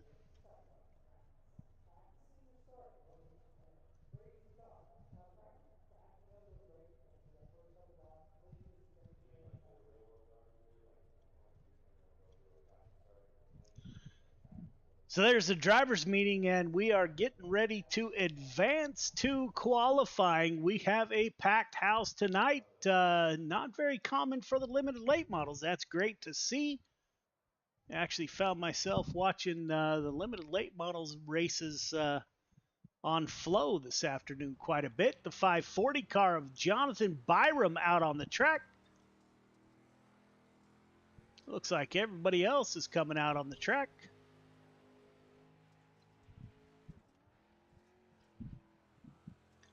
Coming to the flag stand for his first timed lap. The field is full of qualifiers. And the clock starts for the 540 machine.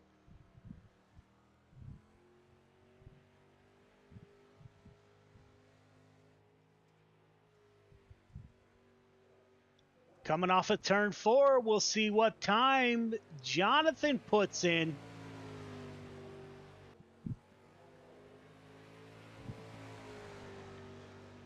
Cale Smith, we saw what Cale Smith can do. At the top of the board with a 29.81, Caden Berry currently P2. We're on board with Randall Dixon in the 111 machine, currently 14th quick. Anthony Morano in the 320 machine, brand new paint scheme for that car, currently 22nd quick.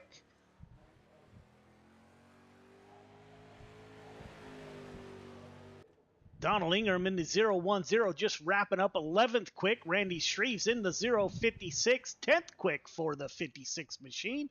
Gavin Chatham in the 24 rounds up 8th quick. Anthony Morano just wrapping up the 171, wrapping up 23rd quick. James Ingram, we saw the 40 car have probably his best night of the season in the 358 modified. Currently 25th quick for the 40 machine. Can he improve on his second lap? Coming to the flag stand. 25th quick for James Ingram. Christopher Comfer in the 61 machine just wrapping up 24th quick for the 61. Dean Reynolds in the 079 machine, currently 18th quick. He will shut it down. Jason Hines in the 66, 26th quick. Working that bottom side in the 66 machine.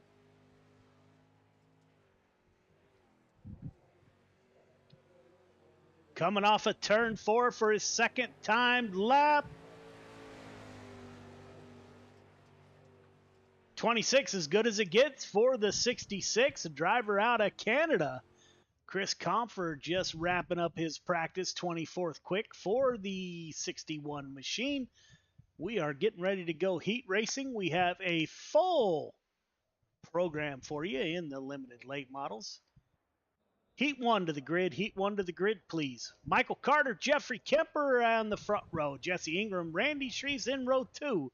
Drew Junkman, Jared Jackson in row 3. AJ Ogle, Anthony Morano in 4. James Ingram rounds out your field of 9 drivers. All right, drivers, welcome to heat number 1. Leader, you know the drill. 1.5 car length behind the pace truck. Everybody else, once you get the 1 to go, going to ask you to tighten it up. Half car length between yourself, the car in front of you. Got 8 laps to get it done. Top 4 heading to the feature. Race hard, race clean. Good luck. We saw Carter finish P2 in the 358 modifieds. Jesse Ingram on the inside of row number 2, right behind Carter. He finished on the podium also. So those 2 drivers got a little bit of experience behind them here. Randy Shreves will start out the outside of row number 2. But the 015 of Anthony Carter will roll off with this week's quick time in the limited late models.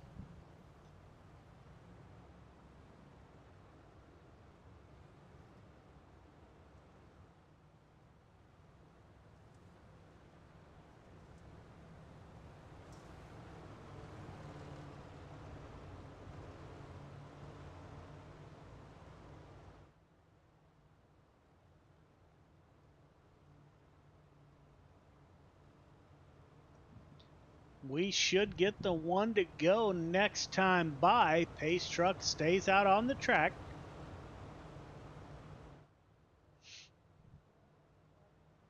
Jared Jackson with us in the 012 car.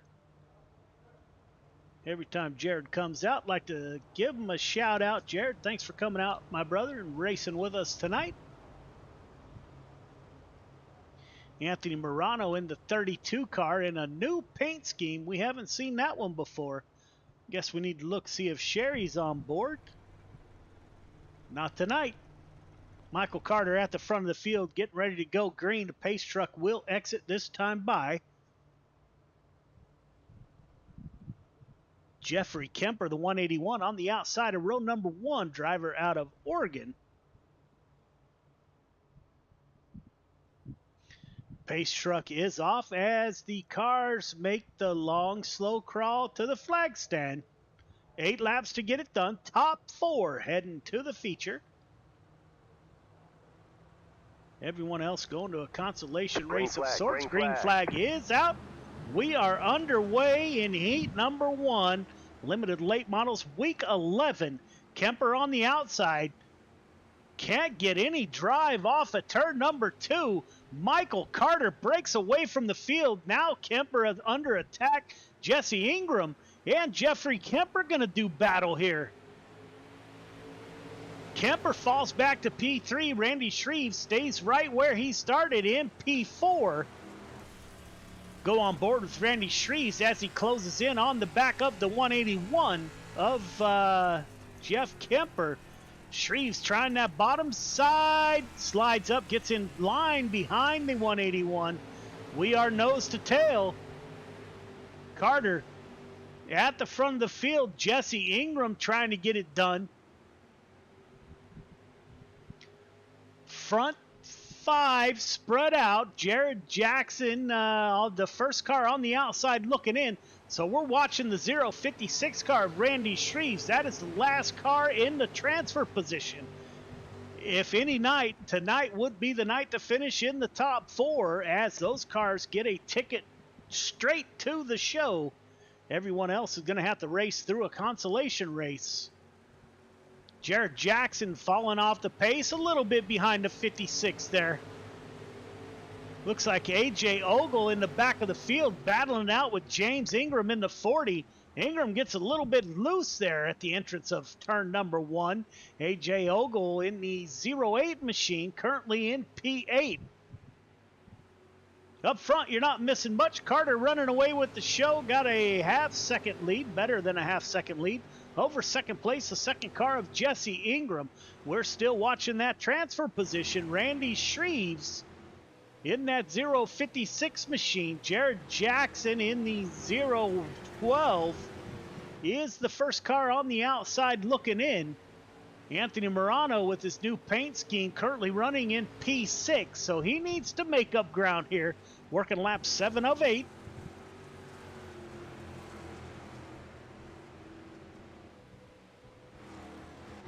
Limited late models got nose to tail real quick. You can see the field spread out. Coming to the white flag, it is Michael Carter, followed by Ingram, Kemper, and Shreves, your top 4. Will Jared Jackson be able to close up on the rear bumper of the 56 machine here? Running out of time to get it done. Carter off of turn 4, followed by Ingram. Carter, Ingram, Kemper, Shreves transfer straight to the feature. Everyone else going to a consolation race.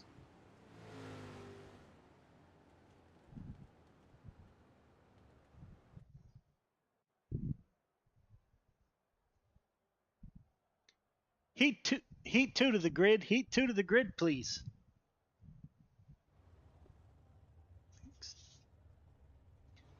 Cale Smith, Billy Roberts on the front row. Gavin Chatham, Donald Ingram in row 2. Ryan Stillwell, David Tormachi in 3.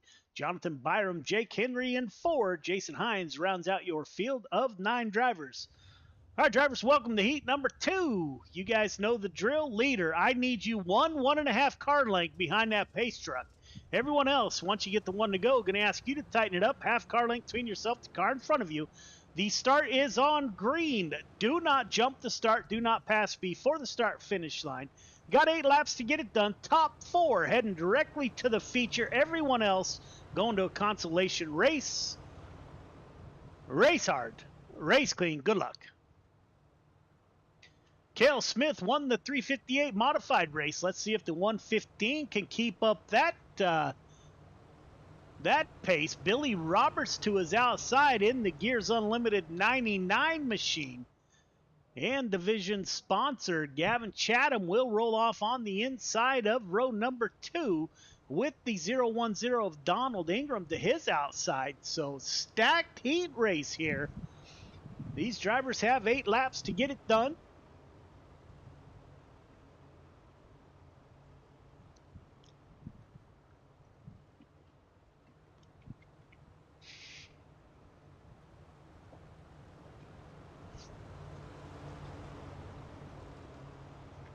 Pace truck should exit this time by.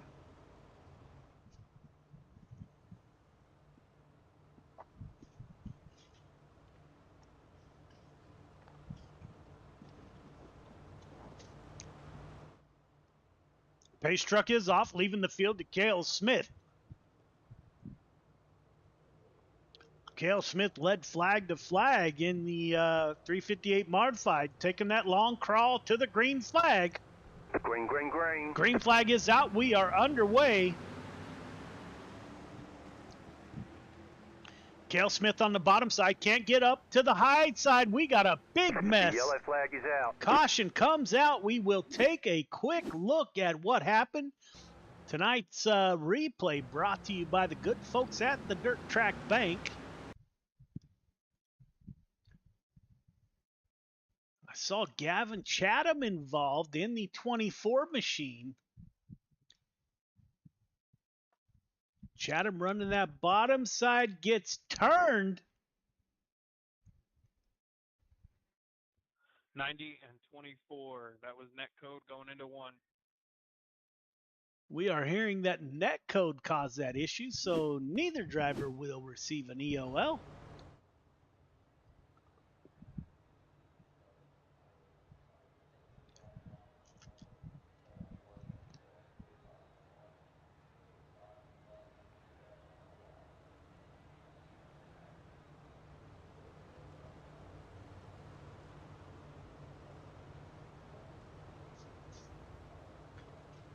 Feel like I'm at a real race. My beautiful spouse of 35 years just brought me chicken nuggets and what are these French fries? The can't remember the cut, but so we're having chicken nuggets and French fries as we comment on the race. So my apologies there. Cale Smith at the front of the field with Billy Roberts to his outside. We're getting ready to go green once again. This restart will be on the leader.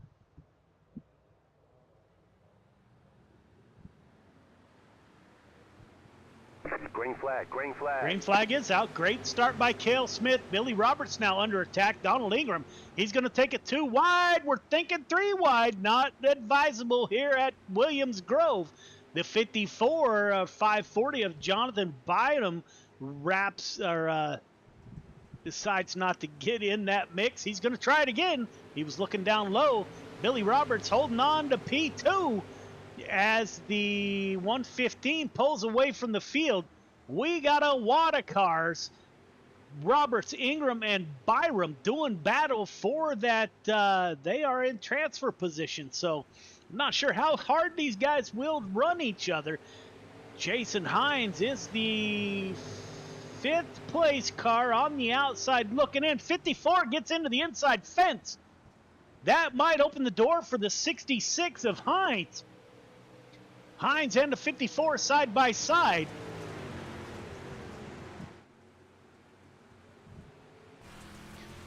Hines falls in line behind the 54, so not much ground lost. Looks like Donald Ingram putting some pressure on Billy Roberts in that 99 machine.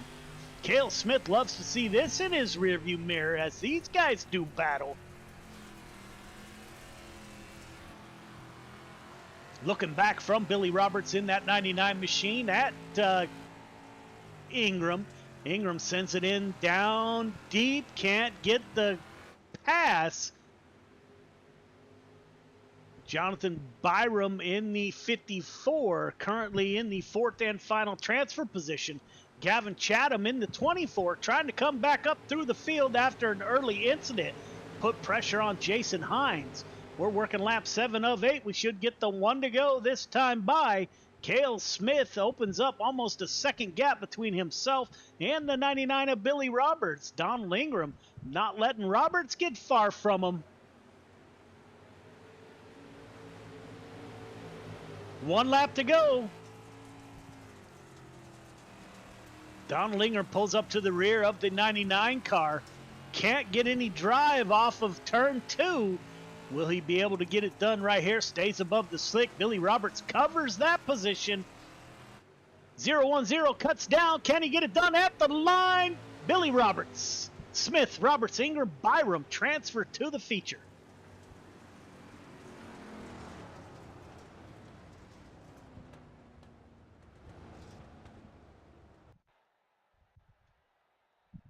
Heat 3 to the grid. Heat 3 to the grid, please. Caden Berry, Randall Dixon on the front row. Michael Vitale, Chris Cox in row 2.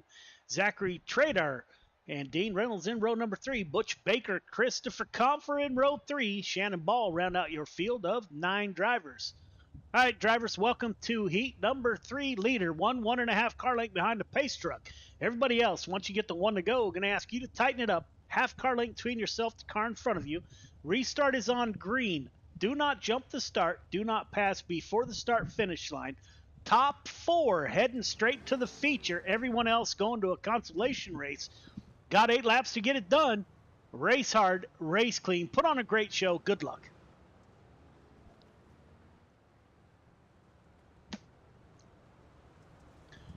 That's the colors we're used to seeing the 12 car in. So that 358 wrap threw me off a little bit there. The 12 car, Caden Berry will roll off on the pole. He's got Randall Dixon to his outside in the 111 machine. Michael Vitale and Chris Cox. Chris Cox, the current leader of the limited late model, and he won last year's limited late model champion. So don't count out the 515 starting on the outside of road number 2.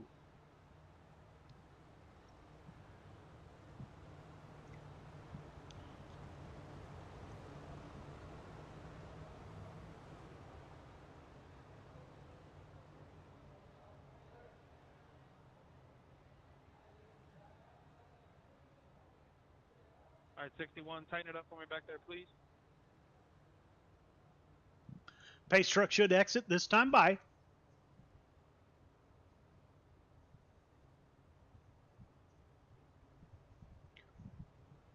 Leaving the field to Caden Berry. Randall Dixon to his outside. Your points leader rolls off on the outside of road number 2, so we'll see how this plays out. As the field tightens up, coming off of turn number 4, looking for the green flag, heading towards the flag stand. Green flag is out. We are underway. 111 car doesn't go there. The 213 gets into that inside fence. Doesn't affect the 213 much. Watch the 515 of Chris Cox, who's been known to take some chances. He thought about taking it 3 wide, thought about it once again. These cars bounce off each other a little bit better than did the 358 modifieds. Michael Carter. The yellow flag is out.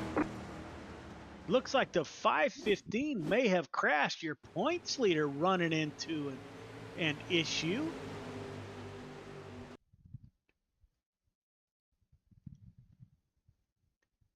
Michael Vitale behind him. He's got the 111 of Dixon. 213 just gets into the back of the 515. Around he goes, collects Dean Reynolds in the process. Everyone else makes it by. Yes. Caden Berry still at the point. This will be a 2x2 restart.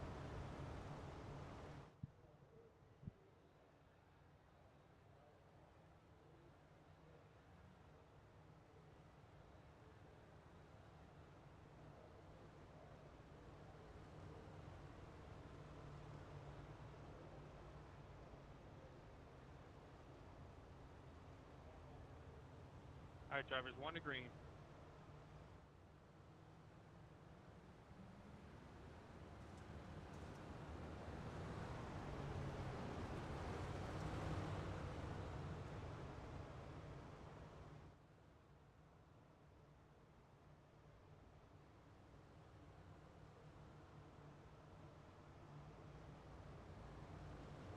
Shit, my wheel fell off.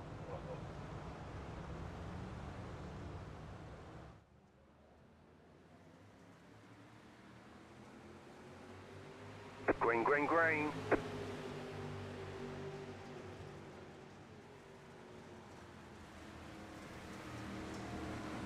The yellow flag is out.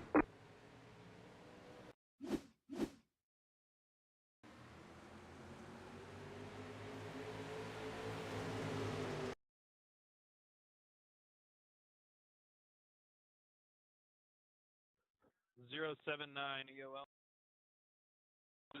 The same thing. Come again?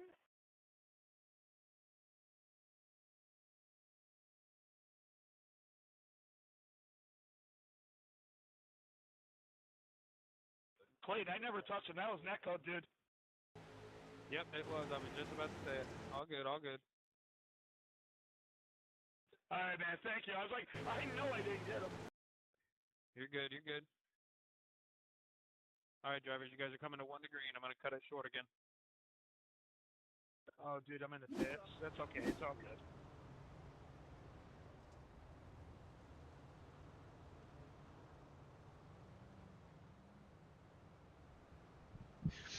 We will be going green this time by Caden Berry still at the front of the field. Randall Dixon to his outside. Chris Comfer in P3. Zachary Tradar in P4. That is the fourth and final transfer position. So we will be watching that transfer position and the number 78 machine. Butch Baker in the 97. Venom Racing driver on the inside of row number 3. Butch Baker wants to get up there and challenge for that fourth and final transfer position. Great start by Caden Berry. 61 car of Comfer. He pulls up in line behind the 12 car, followed by Dixon. The 78 is able to hold off the 97 of Butch Baker momentarily. Baker sends it in to turn 3 and 4. Good run off the top side. We're going to be side by side at the line. Trader and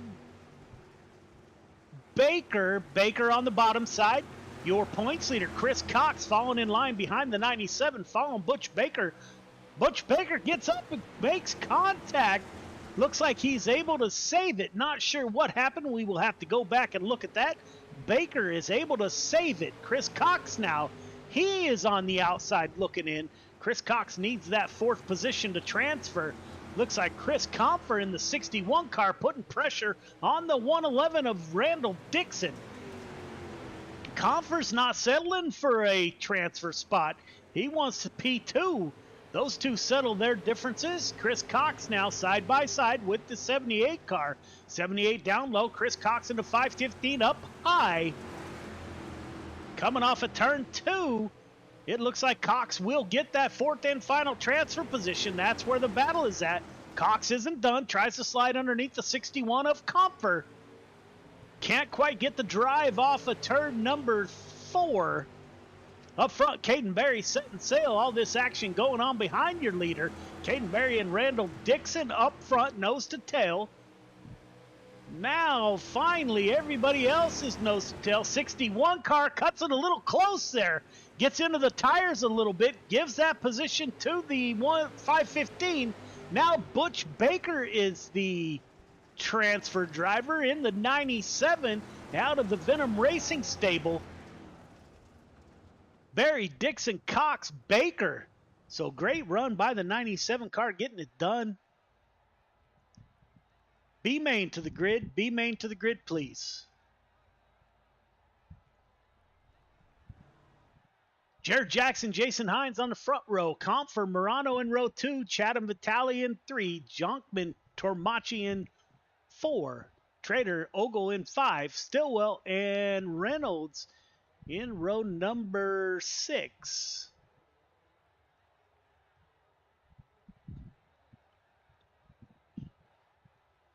All right, drivers, welcome to the B main. We got 12 laps to get it done. 12 of you will transfer, 3 going home. It is 10 laps, just like your heat races. Leader, I'm going to need you 1.5 car length behind the pace truck. Everybody else, tighten it up. Half car length between yourself, the car in front of you. Start is on green. Do not jump the start. Do not pass before the start finish line. Looks like we had 2 drivers that didn't make the call to grid, so 1 driver heading home. Race hard, race clean. Good luck.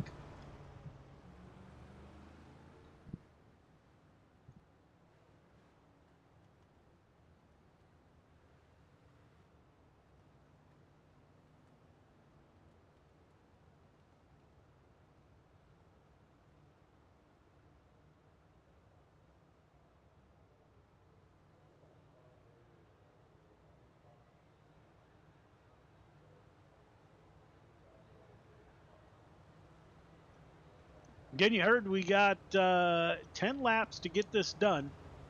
One car heading home. Looks like James Ingram and Jake Henry currently at the back of the field. So this would not be the race to get into an incident to get an EOL.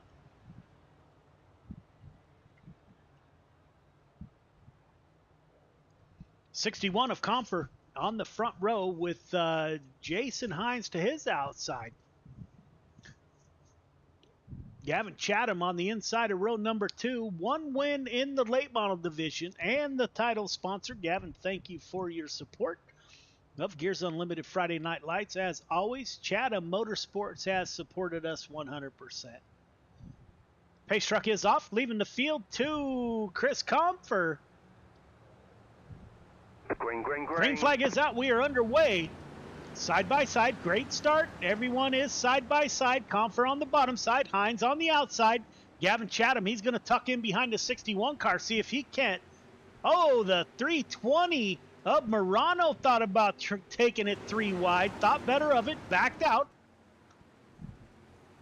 Comfer at the point. The 66 of Hines is right on his rear bumper. Gavin Chatham in the 24, currently running in P3, not sure what happened. We go to a different camera angle. There they are. They come back. There's your top 2. Hines and Comfer battling it out. Chatham and the 069 of Drew Jonkman. Those two battling it out. Jonkman, don't know if he's from Indiana, sponsored by Indiana, but he has Indiana on the side of that. Caution, yellow flag. First caution comes out. Zachary.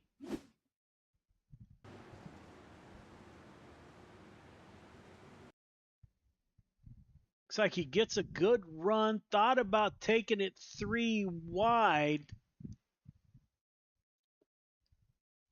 Wisely backs out of it. Everybody Maybe held their too line late. exiting turn 2. You guys just kind of squeezed together on exit. I'm not going to give anybody an EOL for this one.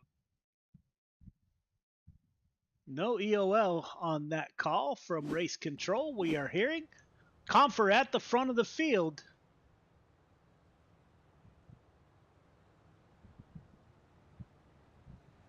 My apologies. Jason Hines got it done.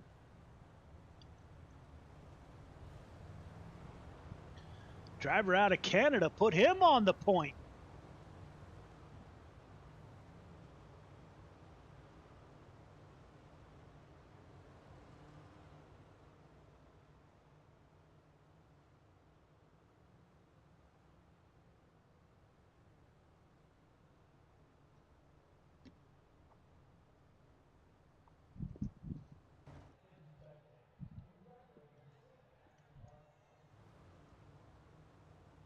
Looks like we have 3 drivers that have fallen out of the grid, so everyone now will head to the feature.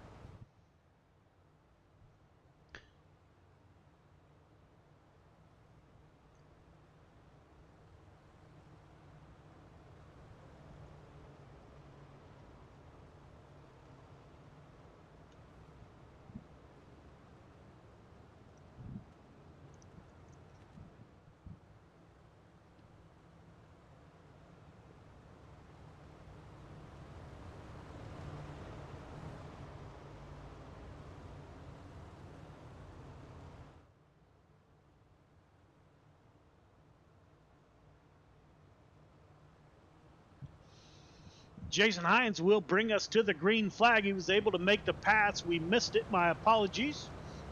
66 will be on the restart. Good restart.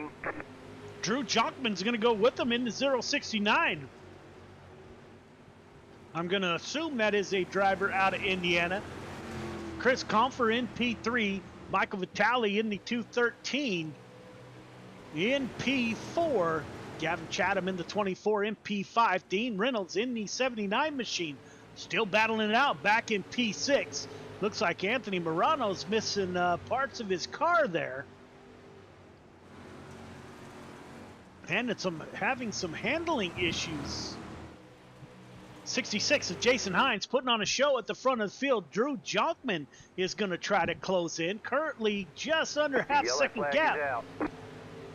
Looks like James Ingram was involved in an incident. In the 40 machine, we will take a look at James.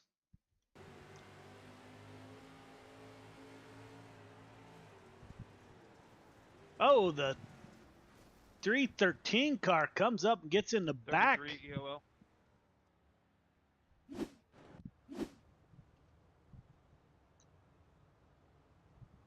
All right, drivers, we've had 3 cars drop out, everyone heading to the feature. So racing for position. Let's settle in, put on a great show. Good luck.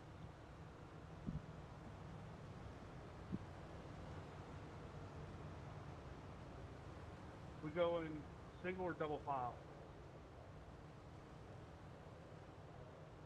I'm going to set it to single. Thank you.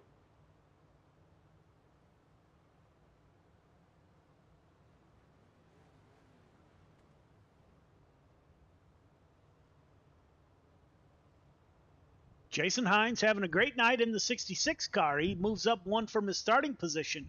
Drew Jonkman in the 069 moves up 5 from his starting position. He's up to P2. Dean Reynolds, the biggest mover of the race, up 6 positions. He's up to P6. We will get the 1 to go next time by. Or this time by, my apologies.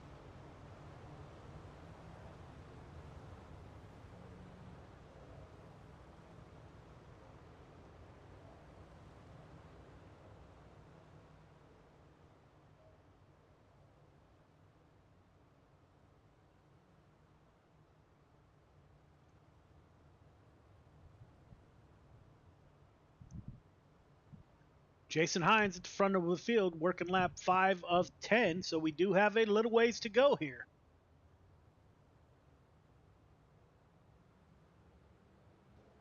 Pace truck is off, leaving the field to the 66. He's on the loud pedal. Good start by the 66. Drew Jonkman now, he's up 5 from his start. He wants to be up 6 and take the victory here. Chris Confer in the 61 car, currently in P3. Gavin Chatham, he's going to pull underneath, taking a peek underneath the 61, checks up, collects the 213. Dean Reynolds gets involved. The yellow flag is out.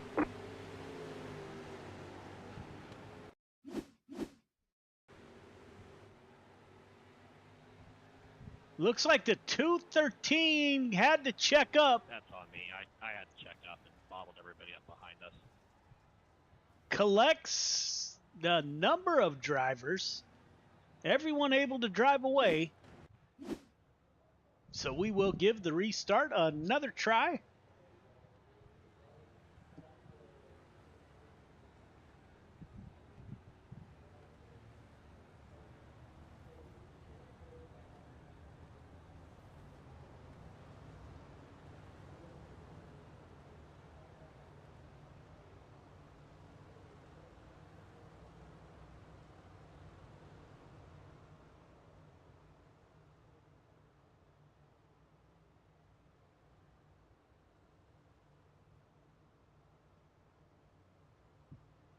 After investigation, 079 made the contact that brought out the caution and caused the pileup behind 079 EOL.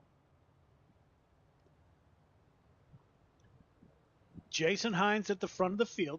We got 1 more lap to go this time by. 24 got totally sideways, and then Michael got sideways, and I had nowhere to go. Race comms to a minimum again, please.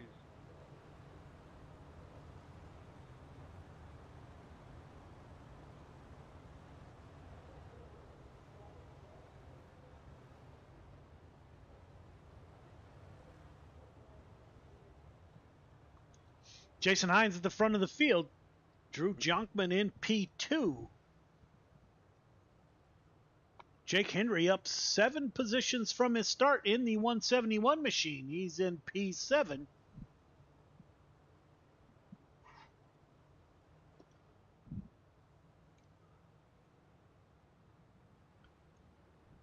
Pace truck is off. And we are back underway.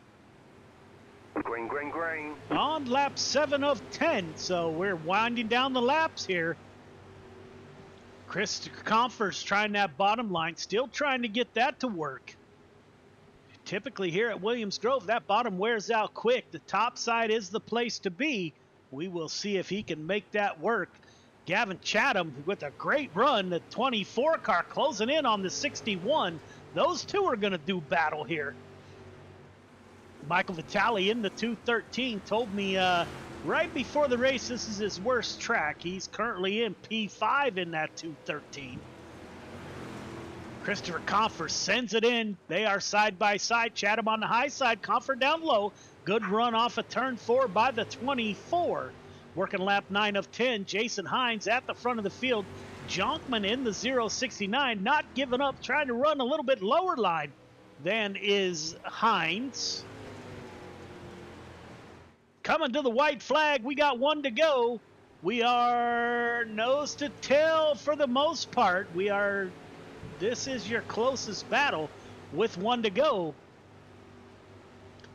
08 of AJ Ogle, he's gonna give something happened to Chatham there. 3 minutes of warm up. 3 minutes of warm up. We will be right back.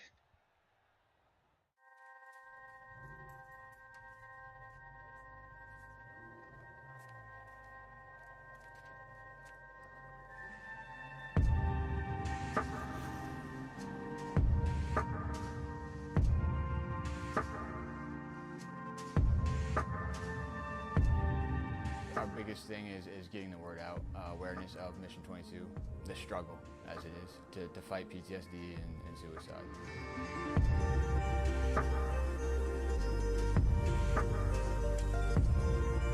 My name's Corey Decker. I'm the state representative for Mission 22.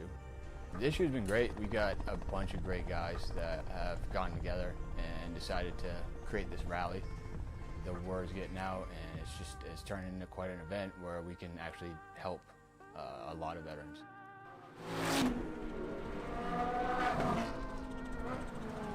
It's a great event, but you really have to go and see it for yourself, and it's really one of those things that's an experience.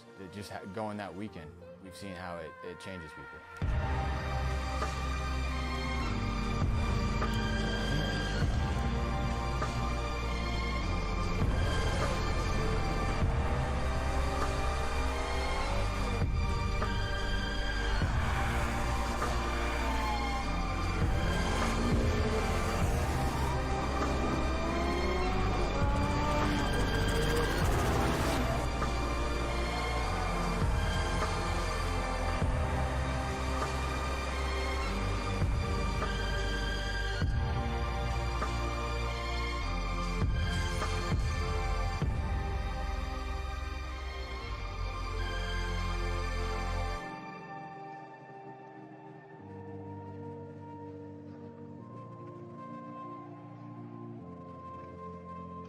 When people hear a Till Valhalla project, the first thing they might think of is our shirts.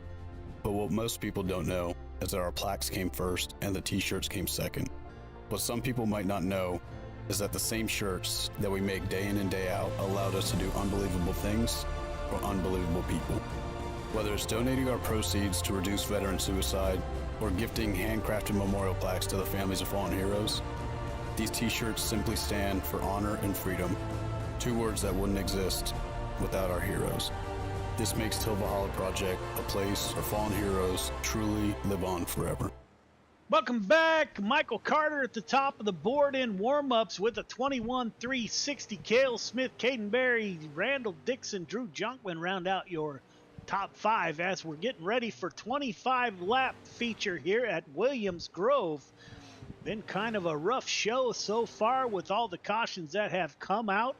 Williams Grove, kind of a tough place to get around, apparently.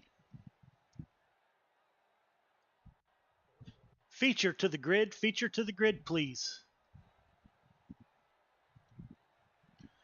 Carter Smith on the front row, Barry Ingram in row 2, Roberts Dixon in row number 3, Kemper Ingram in 4, Cox Shreves in 5, Byram Baker in 6, Hines Jonkman in 7, Chatham Comfer in 8, Vitali Ogle in 9, Henry Tartar in 10, Ingram Reynolds in 11, Morano and Tormachi round out your full field of 24 drivers. All right, fellas, welcome to the featured leader. 1.5 car length behind the pace truck. Everybody else, once you get the one to go, going to ask you to tighten it up. Half car length between yourself, the car in front of you. Start is on green. Do not jump the start. Do not pass before the start finish line. The initial start is on green. Do not jump the start. Do not pass before the start finish line. Got 25 laps to get it done. Welcome to Week 11 Gears Unlimited Friday Night Lights, brought to you by Chatham Motorsports. Race hard, race clean. Good luck. Carter and Smith battled it out in the 358 modified, so this will be interesting to see how these two drivers transfer to the 358, or to the limited late models. Caden Berry's been up there all night with the 7 car of Ingram. So same characters at the front of the field. Don't forget, coming up on week 13, please tune in. We're going to have a nearly $500 feature winner dash for cash. You must be a feature winner over the season, and you must have raced in at least 6 races. That will all be brought to you by the Dirt Track Bank out of Malvern, Iowa. Super cool bank doing good things for real racing. So if you're in the need or you just want to be a member of something super cool, check out the Dirt Track Bank. Great people out there, Malvern, Iowa. So they're bringing us the Week 13 first ever Dash for Cash. Everyone that enters, everyone that qualifies will get paid. So super cool event. Like to thank the folks at Malvern Bank and specifically the Dirt Track Bank. Pace truck is off. We're making our long crawl to the green flag. It is Carter and Smith on the front row. Carter has been hard to beat. Of course, we said that in the 358s, and we saw Cale Smith put on a whale of a show. Looks like the 2 cars on that bottom side. Good run on the top side by the 115. Caden Berry now. He pulls up beside the 7 car. No caution. Caden Berry to the point. The 12 car. There it comes. Jake Henry involved in an incident. There was too much going on not to bring out a caution. We will watch the 171. Drivers start to check up. You see the 7, the 515, your points leader up there. 171 checks up, gets on the brakes, gets some help from the 40 car, and around the 171 goes.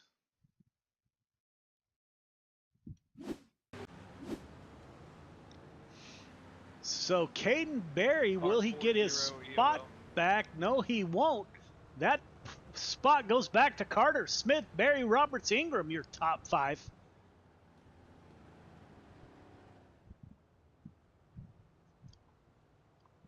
See if Berry can repeat that move that he made to get to the front of the field. All right, fellas, let's get some green laps in. Settle in. This restart will be on the leader. Everyone else, half car length between yourself, the car in front of you. Again, the restart is on the leader. Everyone is going on the car in front of them. If you're in the back of the field, don't go on the leader. Go on the car in front of you.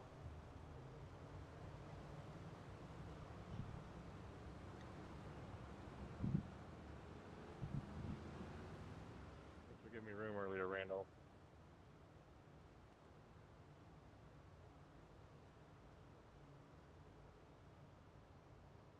I don't know why, but it's telling me to let a bunch of people by, and I'm already at the back. All good, 6-6. I'll clear it when you cross the stripe. Pace truck is off. Thank you, sir. Michael Carter on the restart pulls up in front of the 115 of Cale Smith. Caden Berry going to work that bottom side, see if he can't get that to work once again. Berry off of turn number 2. He pulls up to P3 with the 7 car of Jesse Ingram behind the 12.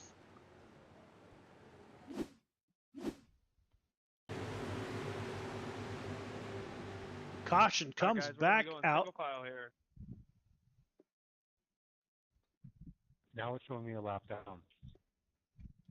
It's like the 56 and the 010, the 069 tries to avoid the incident. Pushes the 61 down low into the fence. Just a chain reaction deal in the back of the field. 61 Jason, goes did you around. stop for anything or tow or anything like that? I'm not showing anything. Well, I stopped on the track to let the 33 by, and then he never showed up, and then I got the black, and now I'm a lap down. I don't know why. Okay, I'll get back to you on that.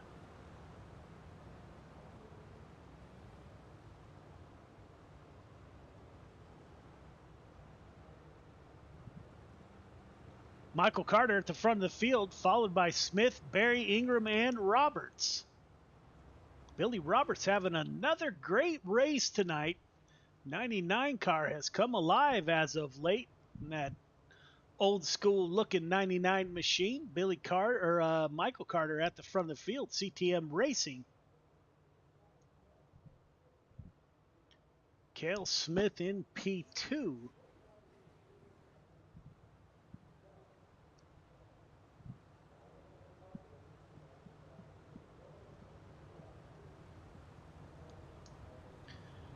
Lights are off on the pace truck. We will be going green next time by.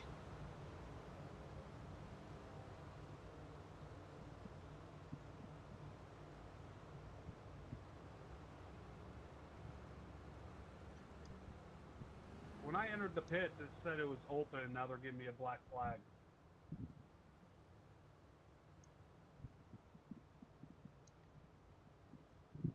We are running short on time once again. We are only on lap 3 of 25. Tonight has been kind of a strange night. Michael Carter on the loud pedal gets a great start. Cale Smith in tow with Caden Berry, Ingram, and Billy Roberts. The 111 car is the first car to jump out of line.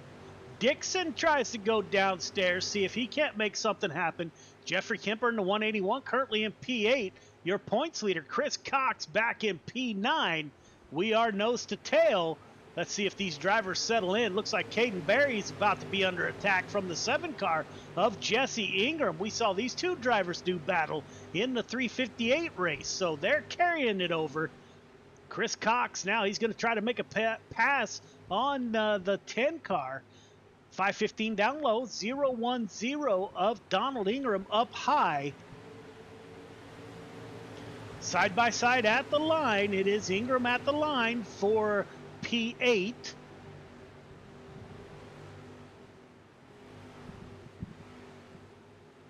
Up front, Michael Carter pulling away from Cale Smith just a little bit. Caden Berry running a different line than everybody else. He's still trying that bottom side.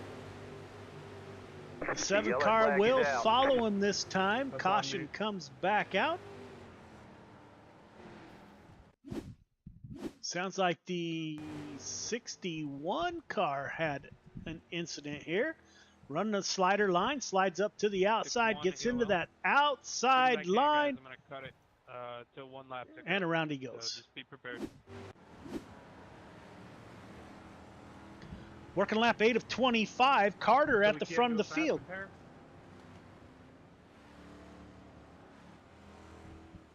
I mean, if it's a quick repair, you have the time, yeah. I just don't want what happened in the 358s to happen here in the late models as well. We finished with like 20-something seconds left. It took the whole hour almost. So just trying to make sure we don't have to cut it to the wire again for you guys. Or worse, cut the race short.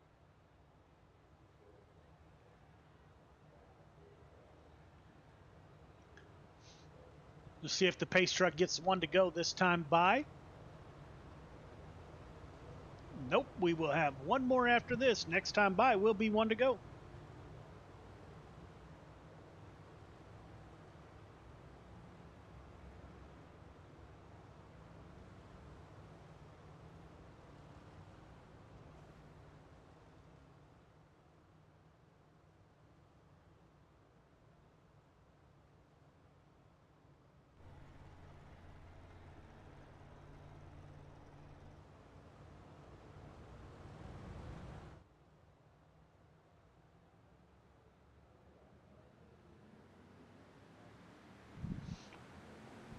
Green flag, green flag. Great start by the 015. Cale Smith, Barry Ingram Roberts, your top 5. Randall Dixon in P6. Jeff Kemper in the 181.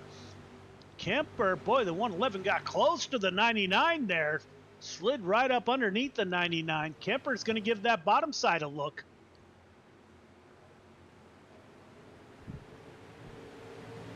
Roberts gets loose in turn 4, gives the position to Randall Dixon. Now Roberts stuck on that bottom side. Looks like the 99 car got tight, pushes up the track. He's able to keep it off. Randy Shreves gets into the outside wall.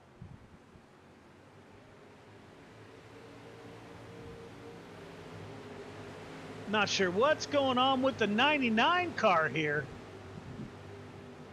Looks like he has his hands full with that 99. Might be some damage to that machine up front. Carter and Cale Smith still battling it out with Caden Berry in P3. Cale Smith taking a peek on the inside up the 015. Didn't decide to go down low that time by Caden Berry, followed by Jesse Ingram in the 7 car. Cale Smith in P2.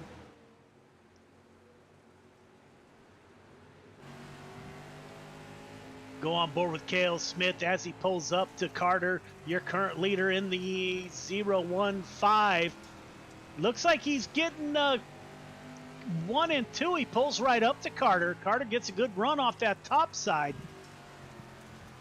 Just giving him a peek and letting him know that he's there. That might trying to press a mistake here by the 015, which doesn't happen too often. Now the 12 car of Caden Berry gets involved. Berry slid it in 1 and 2. Lost momentum off the exit of 2. Working lap 13 of 25. Looks like lap traffic may come into play here. Michael Carter, Cale Smith, Caden Berry, those drivers battling it out. Jesse Ingram in P4. There are your top 4 on the track. You can see lap traffic up there. 7 car throws it in, pulls up behind the 12 car. Caution, yellow flags. Caution comes back out on the speedway.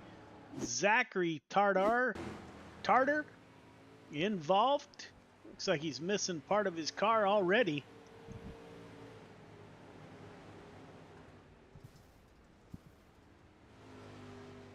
Just brings out the caution. Not sure.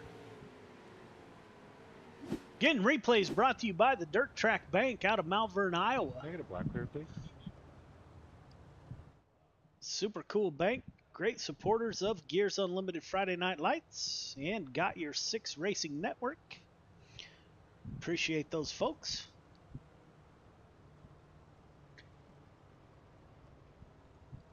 So once again, we're working lap 14 of 25, and we're starting to run short on time. You were blinking in and out pretty bad. The only thing I could think of with the whole being a lap down that you brought up would be possibly like connection gone while you crossed the stripe and it didn't register you for a lap. I've never seen that before. I've watched your whole start of the race. You never went a lap down. The only thing I've seen with you is blinking that last run pretty bad. You were even jumping on and off the race control software. So that might be the issue, but I can't promise anything. Michael Carter at the front of the field. Cale Smith in P2. Carter got into something there. You can see the front right corner is missing on the 515 car.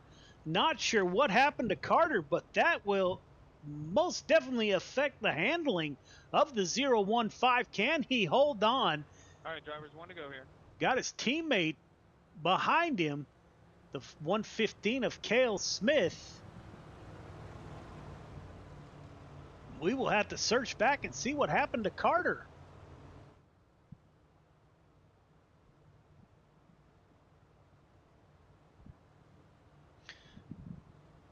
Pace truck should exit this time by, and it does, leaving the field to the 015. This restart will be interesting. Will the 015 have the speed that it had? Barry makes contact with second place Cale Smith. Good start by the 015. 7 car of Jesse Ingram, he goes down low trying to get a pass on the 12 car. Can't get it done. Good run off of turn 2 by the 12 car of Caden Berry. Michael Carter battling a wounded race car, still getting it done. Cale Smith now closing in on his teammate. 7 car goes down low once again, slides up, no room. Jeffrey Kemper also trying a slide job. We're 3 wide here at Williams Grove. Typically does not work. Kemper backs out at the last minute.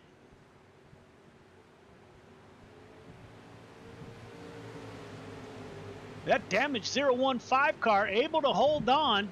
Cale Smith pulling right up to his rear bumper though. The yellow flag is out. Caution comes back out once again.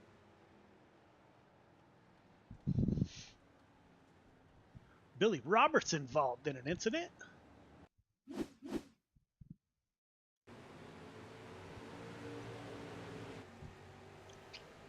There's that 3 wide that does not work. Kemper bouncing off a couple of cars. Billy Roberts Just beating and banging all the way down the piles into the back of the 181.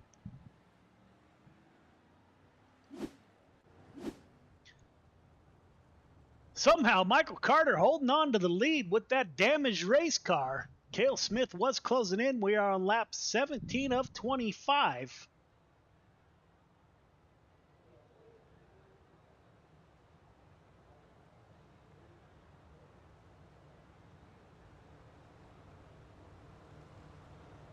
All right, drivers want to go here.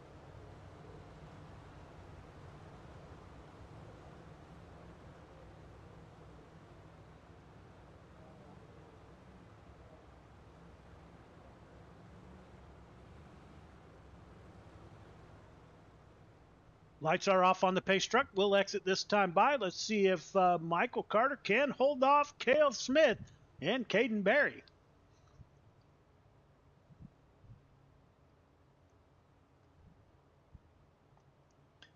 Jesse Ingram in the 7 car has 1 late model win so far this season.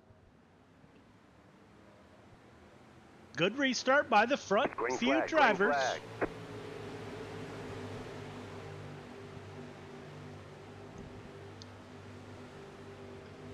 Nose to tail.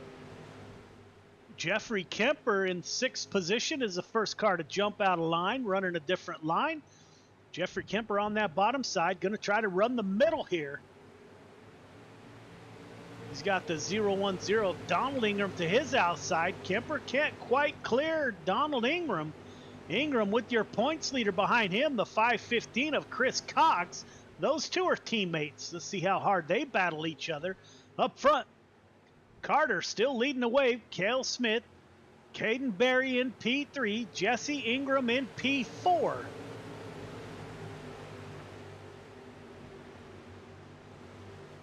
Jeffrey Kemper, driver out of Oregon, still giving that bottom side a try.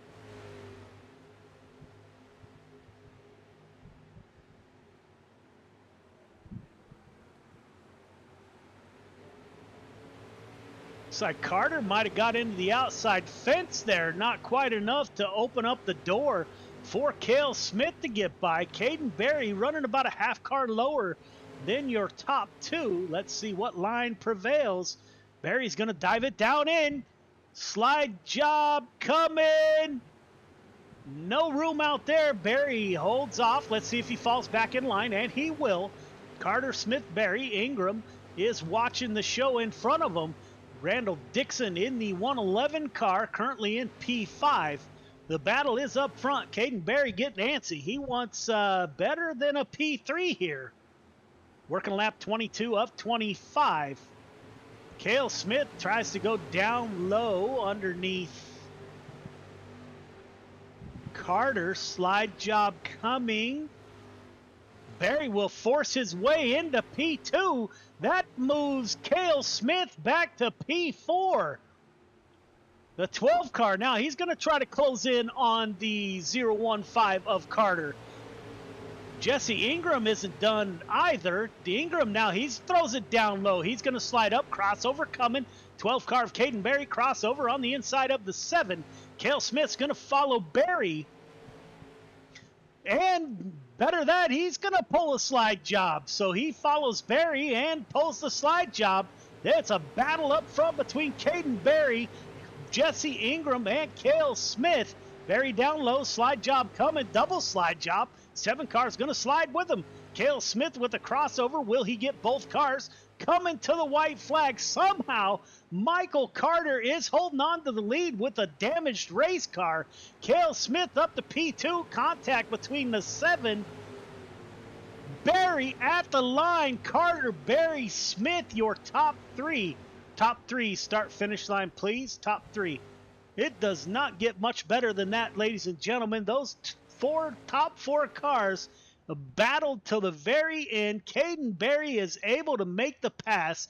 Cale Smith fell back to P4, was able to battle back to P3. Slide jobs and crossovers. Great action at the front of the field. That is the end of week 11 for the limited late models. All right, drivers, we won't do an interview. Let's head to the 305 sprint cars. We will head to the sprint cars to close out the night. We are running way behind on time, so we will be right back. Yes, that's why. So we'll just give them a quick brush, and then we'll get our stuff on, and then we have like an obstacle course. And so I'm smiling. You don't know why you're smiling. We always smile. Smiling's the best. The Mission 22 Equine Program is a riding program for children of veterans. We also serve grandchildren or direct family members of veterans. It's a lot of fun, and I've always loved horses. So. We have private lessons and group lessons, but it's not just riding. You know, riding lessons, people just think that that's all it is. But we have the opportunity here to really build confidence, to lower stress levels, to give them an outlet and opportunity to spend time doing something healthy and productive.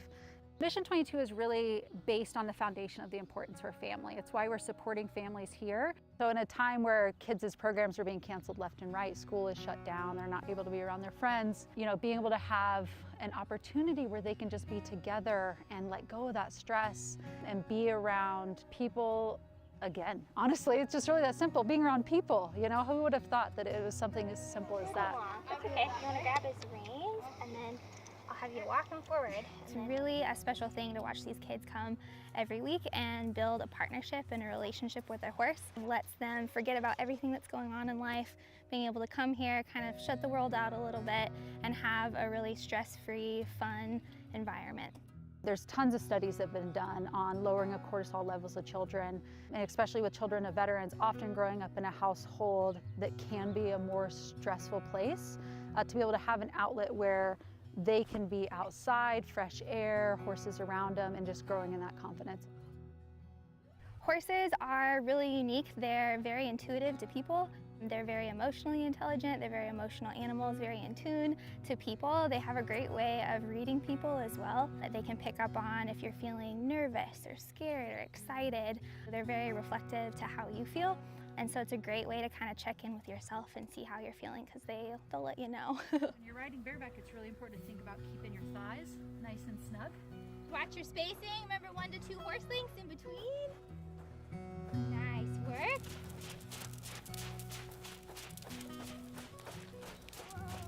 Yep, then you're going to go through the blue barrels, and you can weave through them, and you can walk through them. Before we came to Central Oregon, we were based out of Portland. So we were renting an office in the city, we were having to pay to board horses, and it was getting to be exceptionally expensive. And so what it came down to was an opportunity to have a facility that we could grow programs out, that we could have the equine program on our own property, that we can continue to operate during a time that nobody really knew kind of what was happening next. And so having our own facility gave us the freedom to continue serving the families that we care about. It's so fun to see parents come and talk to each other, and being able to kind of share stories, watch their kids together is a really neat thing. Talk about just life in general, having a place to come and to really connect with people. Obstacles. I really like riding the horse because it's the best thing ever, and it's so exciting. By supporting families of veterans on this property through the equine program, it really gives us the opportunity to show that importance. So we're not just supporting their kids, but we're supporting their families. They're having a community here, and building that strong family foundation builds a strong veteran. And that is something that we very much believe in, is supporting the family, supporting the veteran, and that cohesiveness together.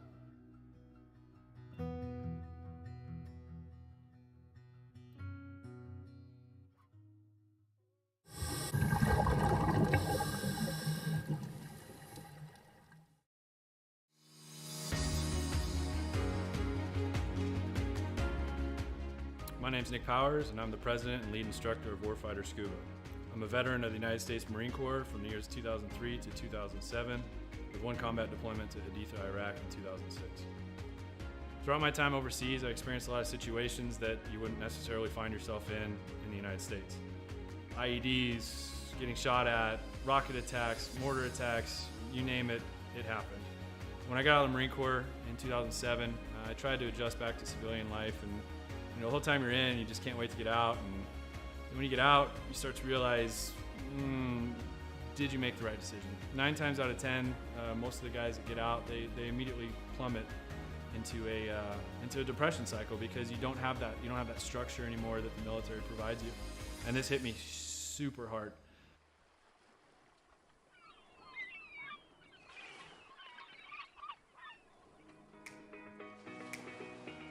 We moved to one of the #1 top dive destinations in the entire world, and I figured I'd start getting back into scuba diving. And after the first couple dives, I realized how peaceful it was underwater and how none of my problems followed me. You're just there in the present moment. I had the idea for Warfighter Scuba, and I kind of hinted at it, and they said, "You go for it." And that's basically how Warfighter Scuba was born.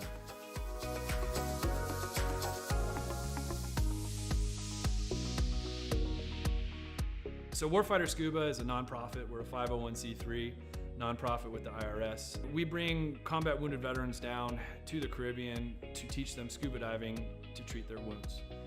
Whether their wounds are physical or mental, such as PTSD, scuba diving is a extremely therapeutic activity for mental stressors and for physical ailments. Mentally, as soon as you go underwater, your body just reacts. It's not normal. You're not meant to breathe underwater.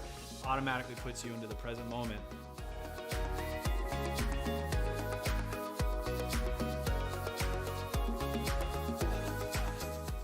You have nothing but peace and calm. This ability to separate yourself from reality really allows veterans to find out what their trigger mechanism might be for their particular mental stressors.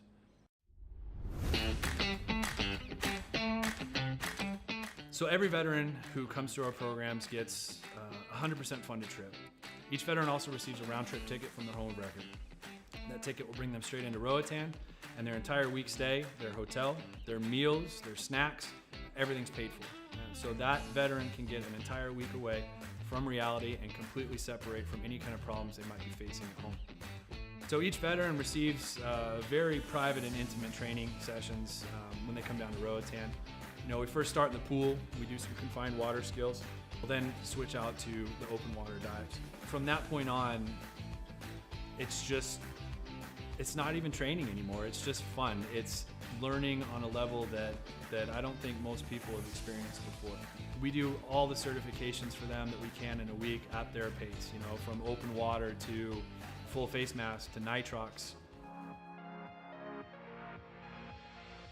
Every trip that we have, whether it's one veteran or 4 veterans at a time, we just have a blast. There's no bad karma. We've seen sharks, we've seen turtles. We've seen 4 eagle rays at once. Just the things that happen when we're in the water together are truly, they're just unbelievable. The dedication that these vets have now to scuba diving and to wanting to come back and to help other veterans experience what they've experienced. It hits me in the heart more than most things have ever hit me in my heart. It's truly an honor to take these heroes into the water. It's really cool to see the transformation that happens to them you know, from being, oh my gosh, you know, I don't know if I'm gonna be able to do this. You know, I've gone snorkeling a few times, or, you know, I'm not that good of a swimmer. And the funny thing about scuba is none of that matters. You know, you're completely weightless in the water. You could come down and have zero experience in the water and be one of the better scuba divers out there.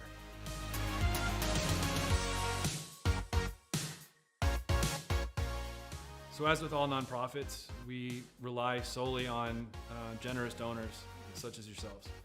None of these programs could exist without people who are willing to give some of their hard-earned money up to save veterans who might be struggling with everyday life and have that unfortunate thought of suicide. 100% of every dollar that's donated goes directly to the veterans. I personally, myself, I do not take any kind of money. All my time is donated. There's no salary to anybody who's on the board or any staff positions in Warfighter. Donations can be made on our website at www.warfighterscuba.org. And remember, every donation is 100% tax deductible.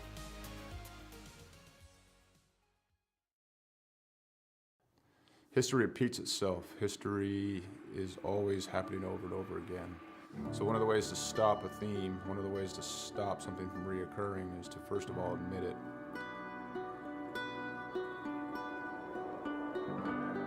It didn't take long for us to quickly realize that there was power behind Mission 22, power behind its brand, power behind its message, and power behind its people that represented it.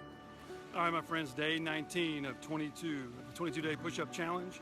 Day 19 means 418 men and women have possibly committed suicide in the last 19 days. I went and looked up my ship, the USS Rushmore. More people who have killed themselves by now than ever served on our ship at one time in just 19 days. 19, 20, 21. One more. Y'all ready for the last one? Yeah, Mission 22 has become a decentralized nationwide effort to show love, to raise money, to be available for other warriors, to be able to be a point of contact, to let the warriors know, but also for warriors to let other warriors know that there is a community. You're not alone. This isn't happening in silence. You're not forgotten. You know, we brought 4 veterans from all different parts of the United States and brought them together to hike through the state of Oregon. May God bless you on your journey. Thank you for serving our country and for being willing to go on this walk. I'm praying you feel peace and strength with each mile. You know, on this hike, some folks found God, some folks remained sober, some folks lost a significant amount of weight to be able to participate. And not so much just a healing walk for us as warriors, but for us to contribute to other people's healing. You know, this hike, we raised $12,000 for endobiogeny. Some of the folks on this hike, you know, they're going to be volunteers for this treatment. And I couldn't be more pleased and more proud because it was difficult. We had a lot of struggles. Not everything on this hike went pretty, you know, but we put some skin in the game. At the end of the day, we were able to raise money and we'll be able to use that money so guys can get the treatment that they need. The War at Home Monument is an example of our social impact, of our awareness, of our permanent fixture to do the work that we can't always do, to always remind us of what we've lost and what we will lose if we don't reconcile it.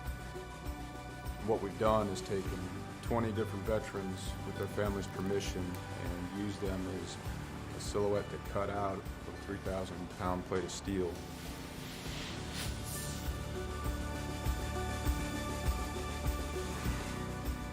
These warriors are placed in a V, and this is to show the size of the problem. This is to show the empty space they leave behind. And it's also to be a constant reminder of what happens when we don't listen to the stories of the warriors that fought in our name.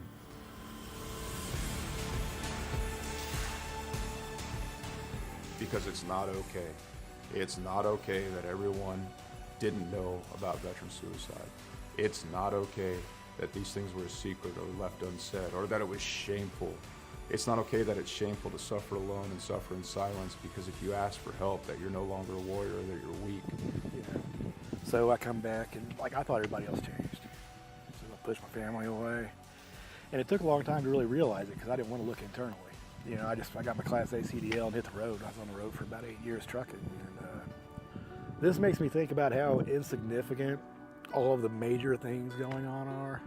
I mean, what, a million years ago, that blew up. And, you know, over time became this. Whether it's hiking mountains or building monuments, it takes a community to heal a warrior. Warriors didn't get damaged and didn't become separated from the sunlight of the spirit on their own. It happened in the name of this nation. We can change the way we think about war, how we think about warriors, how we think about ourselves, and what we think we're going to do in the American community. We can do it now. We can do it here. And there's going to be another generation of warriors coming. We can set the tone to create a culture that grabs them up and loves them and smothers them in resources, in opportunity, right now.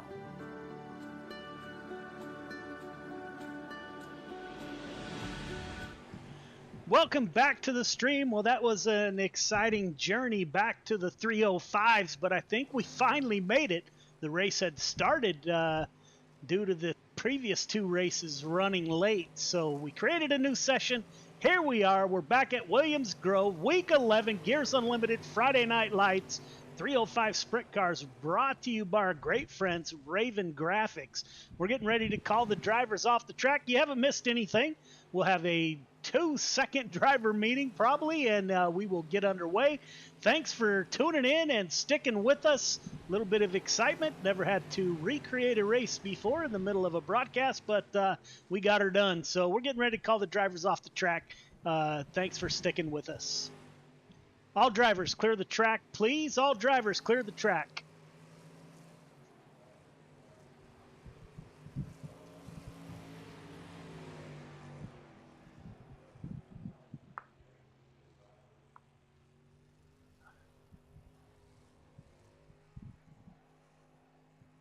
All drivers, clear the track, please. All drivers, clear the track.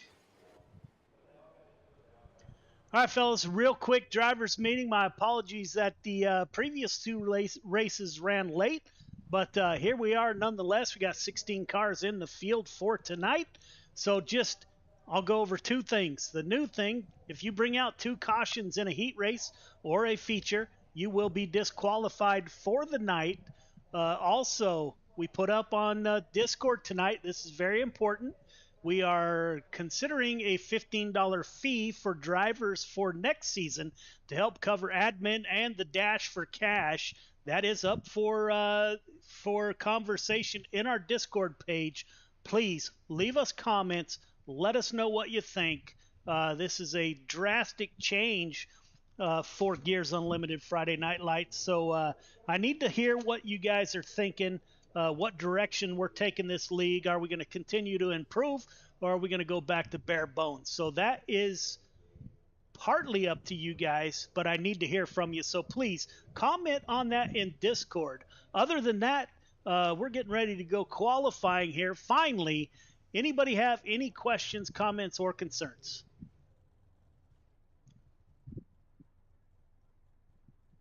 Joe, don't apologize for long shows. That's on us, not you. Yeah, you know how that goes, my brother. You're a director.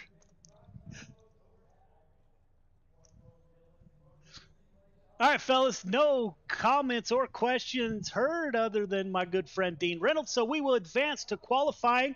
I wish you all the best of luck. This is Week 11, Gears Unlimited Friday Night Lights, 305 Sprint Cars, brought to you by Raven Graphics. Race hard, race clean. Good luck, gentlemen.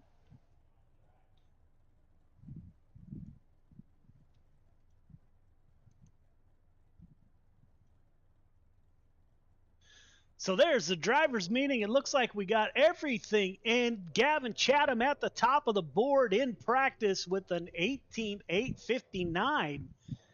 Looks like we will go qualifying here momentarily. 16 cars in the field. It has been a long night for the drivers. Some of them have stuck with us all three races. So Randy Shreves has a pretty tight hold on the lead in the 305 Sprint Cars. Randy Shreves is up by just under 100 points. Chris Cox is P2, Jason Hines and Jeff Kemper and Gavin Chatham round out your top five. We do have two drop weeks, so we'll have to see how that plays out at the end of next week. First car out on the track is the number 1 car of Jeff Falero, coming to us by way of Coast to Coast Racing League. Driver out of Canada. Jeff can wheel a sprint car for sure. He takes the green flag for his qualifying lap here at Williams Grove. Williams Grove has been a little bit tough to tame tonight for the drivers. So again, appreciate everybody tuning in. Coming for his first time lap.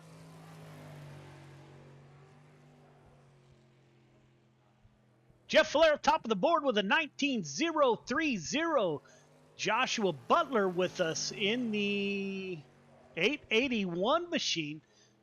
Joshua coming to us from the F1 world. Matter of fact, last week he had an F1 steering wheel. Saw that he got his new round steering wheel in the mail just today. So he's been on that wheel here for probably about 2 hours. So Joshua, thank you, my brother. Currently 16th quick for Joshua. Jeff Kemper in the 181, also coming to us from the Coast to Coast Racing League. 6th quick for Jeff Kemper. Garrett Zimmer in the 114 machine, currently 15th quick. Logan Wentz is the last car to qualify. 14th quick for Logan Wentz as he's coming for his second timed lap. See if he can't improve. Jeff Falero currently has your quick time for the night. Logan Wentz off a turn 4. Can't improve. 14 quick for Logan Wentz. So Jeff Falero ends up with your week 11 quick time in the 305 sprint cars. We do have about 30 seconds left to go here at Got Your 6 Racing Network. We are all about doing what we can. 22 veterans a day take their own life, although that number is down to 17. I'm hearing. I haven't verified that. So if you know a veteran out there, man, please reach out. Let them know you care about them. If you are a veteran, there is no shame in asking for help, man. So do what you can. Help those folks out there. Let them know you appreciate them. Greatly appreciated. We are getting ready to go heat racing here. 16 cars in the field.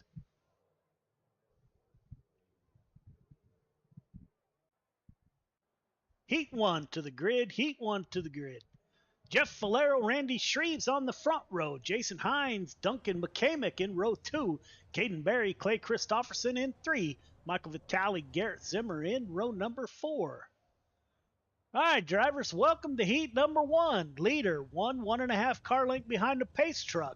Everybody else, once you get the 1 to go, going to ask you to tighten it up. Half car length between yourself, the car in front of you.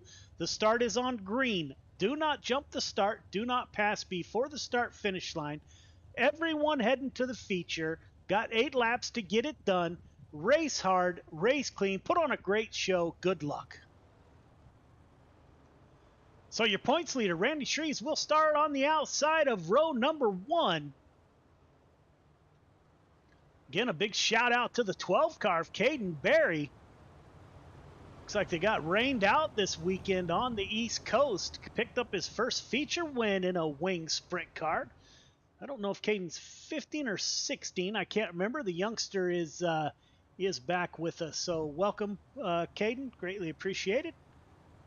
Our good friend Michael Vitale in the 213. Air Force veteran. Michael, thank you as always for your service and your feedback. Michael and I talk a couple times, probably a week. And brother, your feedback is always super welcome. So here we go. We got 8 laps to get it done. Jeff Falero with this week's quick time. Lights are off on the pace truck. We should go green next time by. Randy Shreves, your points leader on the outside of the number 1 car. Jeff Falero doesn't race with us often, but when he does, that 1 car is super quick.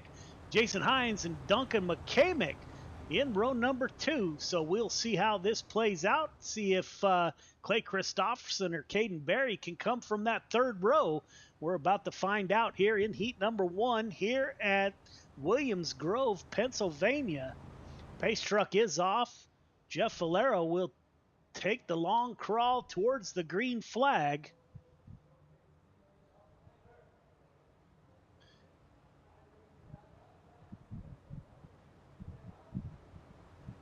Green flag is out. We are underway. Good start by your front row. Falero with a little bit of an advantage on that bottom side. Randy Shreves under attack. Jason Hines, he's going to try the bottom side. Another driver out of Canada in that 66 machine, trying to get underneath Randy Shreves. Duncan McCamick in the 45. He's on the outside. Looks like we got a crash in the back. Caution, yellow flag. Caution does come out. Michael Vitale and Garrett Zimmer involved.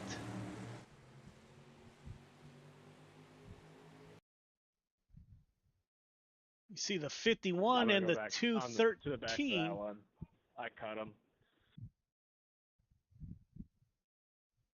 The 51 comes back down, gets in front of the 213, and collects Garrett Zimmer. So, Copy that, Clay. the 51 will head to the back of the field with an EOL in the mellow yellow machine. So didn't quite make it 2 laps. Kind of a common theme here this weekend. Not real sure what's going on. Must be a full moon. Something's going on.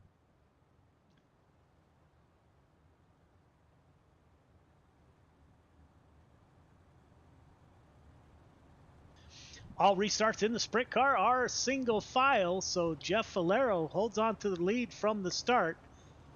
Your points leader, Randy Shreves, in P2, followed by Jason Hines, Duncan McCamick, Caden Berry, Michael Vitale, Garrett Zimmer, and Clay Christopherson just received the EOL, so he will roll off this restart in P8.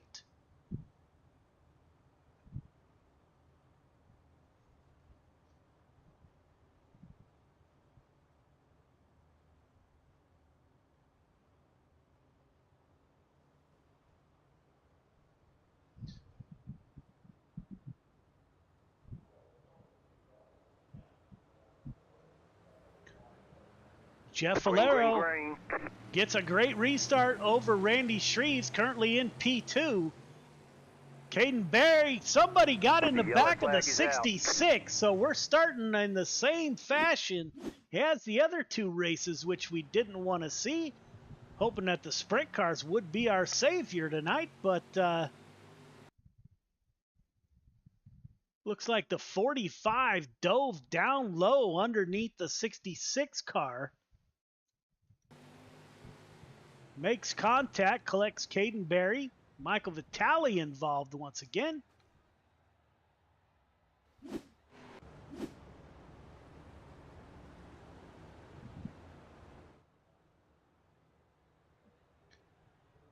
right, drivers, let's settle in, get some green flag laps in here. Everyone settle in. Jeff Falero still at the front of the field. Lights are off. 45, you came Still in a little on. too hot into one, but the 66 On the pace also truck. did come down about half to 3/4 of a lane. I'm going to mark it as a racing incident. Tighten it up in the back here. We're going to go 1 to green right here. We do have 1 to go. So we will be going to the green flag this time by. Or, yeah, this time by. Pace truck should exit.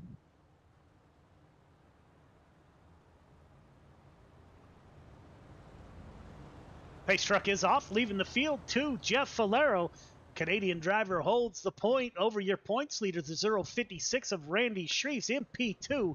Duncan McCamick up 1 from the start, as is Caden Berry. Green flag. Garrett Zimmer in the 114 up 3 positions. Great start by Falero. He's going to go down to the bottom, followed by Randy Shreves. McCamick is the first car giving that outside a look. Caden Berry side by side with McCamick coming out of turn 4. Berry has the advantage off the low side. Down low once again for McCamick. Slide job, loses his momentum. That will hold the field up behind him. Now the top 3 able to break away from the field. Caden Berry currently running in the 3rd position. Clay Christopherson in that mellow yellow machine battling it out with Garrett Zimmer in the 114. We have got nose to tail tank here on lap 6 of 8. Jeff Valero holding the lead over Randy Shreves. That lead is almost a half second. Caden Berry falling a little bit behind. Duncan McCamick in the fourth and final transfer position, although everybody will transfer. Clay Christofferson giving it a go. Went to the back of the field. He's coming back through the field. We'll watch Clay as he rolls in on the 45 car. Duncan McCamick in front of him.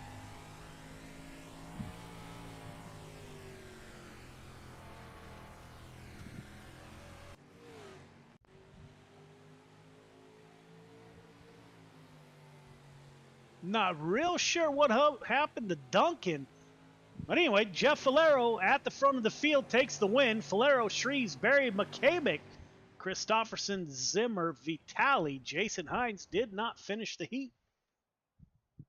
Heat 2 to the grid. Heat 2 to the grid, please. Gavin Chatham, Chris Cox on the front row. Jeffrey Kemper, Kurt Schatzer in row 2. Anthony Morano, Dean Reynolds in 3. Logan Wentz and Joshua Butler round out your field of 8 drivers. All right, fellas, welcome to heat number 2. Leader, 1.5 car length behind the pace truck. Everybody else, once you get the one to go, going to ask you to tighten it up. Half car length between yourself, the car in front of you. Start is on green. Do not jump the start. Do not pass before the start-finish line. Everyone headed to the feature. Got 8 laps here to battle for your position. Race hard, race clean. Good luck. Gavin Chatham already qualified for the Week 13 Dash for Cash, as is outside of him Chris Cox. Chris Cox is currently second in the sprint car battle, followed by Jason Hines, who we saw him get didn't finish his heat race, so he'll be in the back of the feature. My teammate Kurt Schatzer in the 218, driver out of Pennsylvania. The GY6RN on board, got your 6 Racing Network. It is Gavin Chatham that will bring us to the green flag. Jeffrey Kemper and Kurt Schatzer in that front row.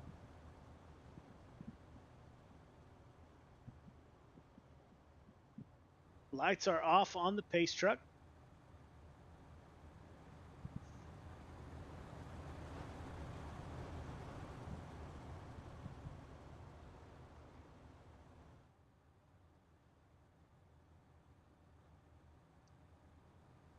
Tonight we should have 2 heat races, a 3-minute warm-up, and then we will go feature racing. Pace truck is off, leaving the field to Chatham in the 24 machine.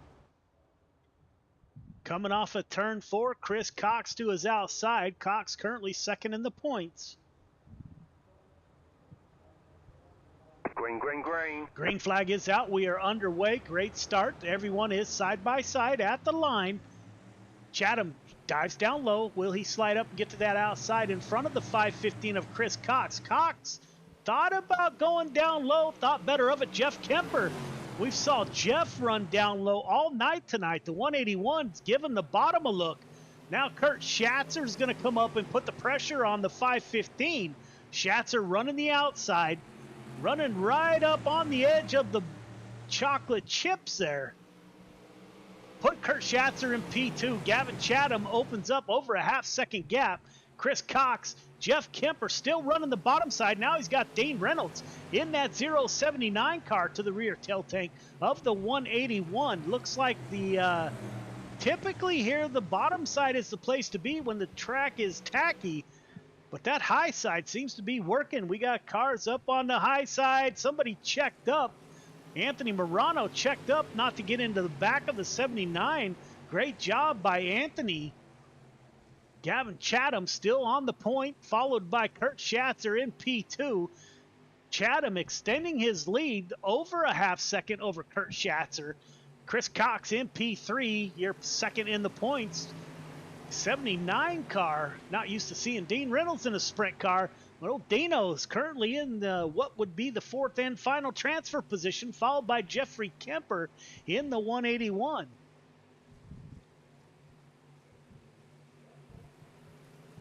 Schatzer into the outside wall there. Not sure if that did damage to the suspension of that car.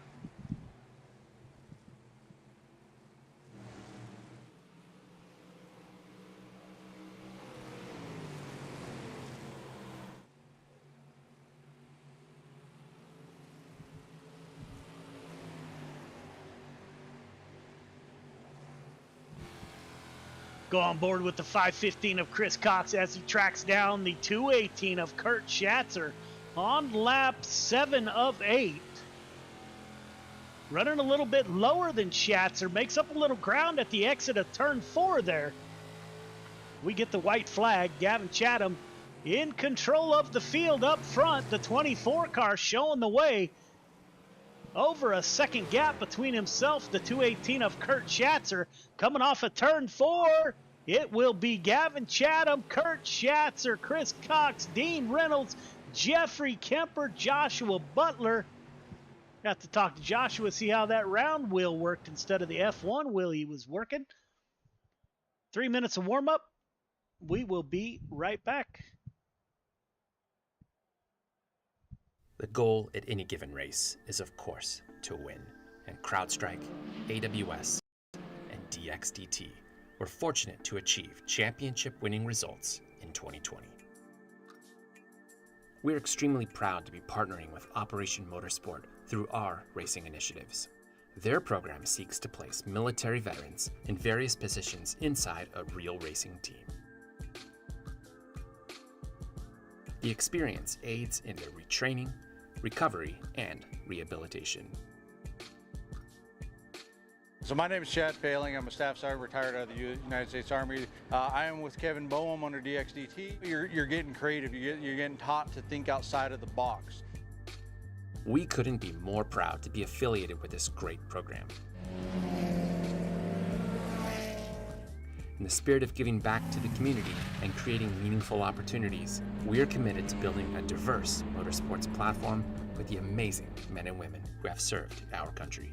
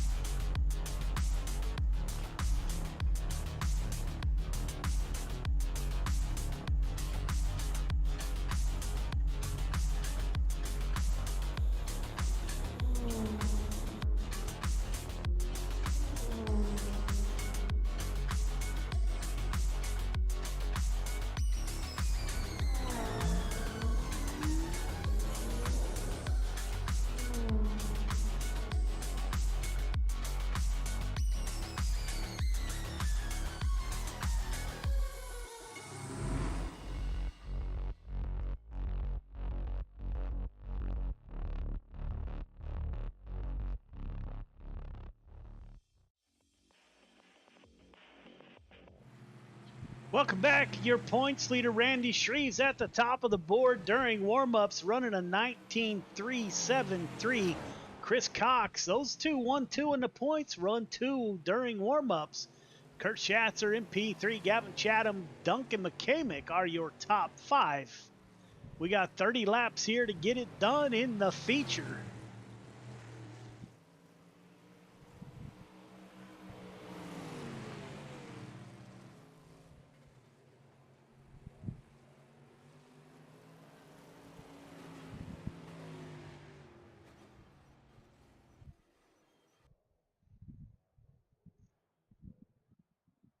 Feature to the grid, please.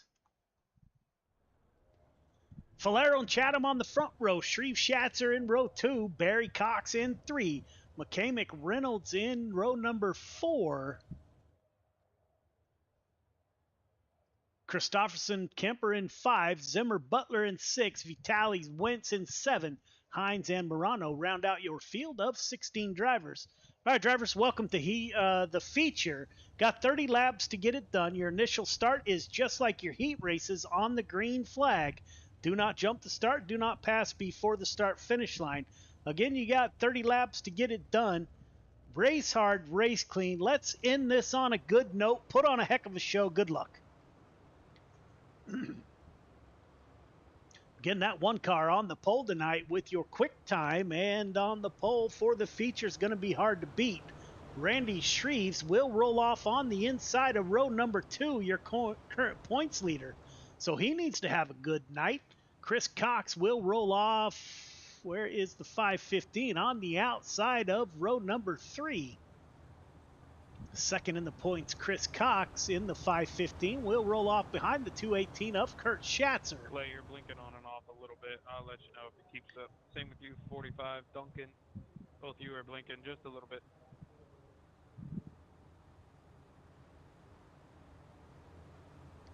We do have 1 to go to green. 30 laps of action here at Williams Grove. You can see the track starting to slicken up just a little bit. Not too bad. Should be a little bit gripped down low, so we'll see 2 lanes of racing, or we should. Looks like everybody in the heat race has moved up high, worked that high side, which used to see in the bottom side early on.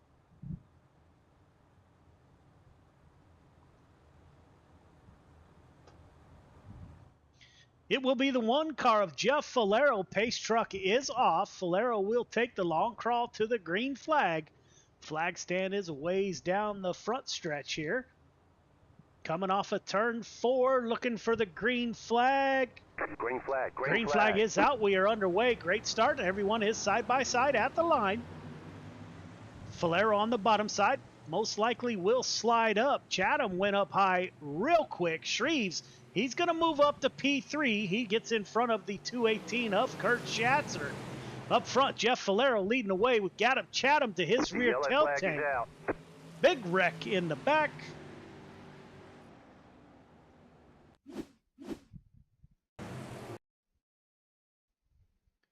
Not sure who was involved, but we're 3 wide in the back.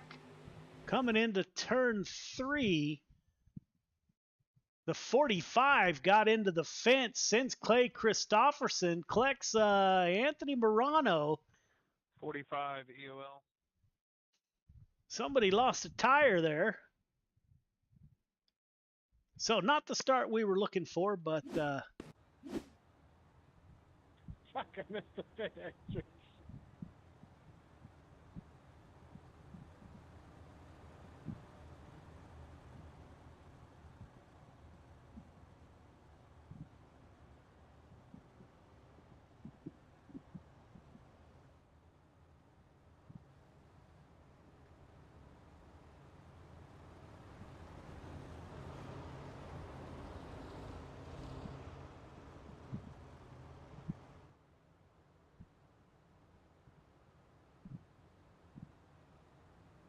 Jeff Falero at the front of the field. Are you guys still on 2 or 1 to go? Should be 2, Clay.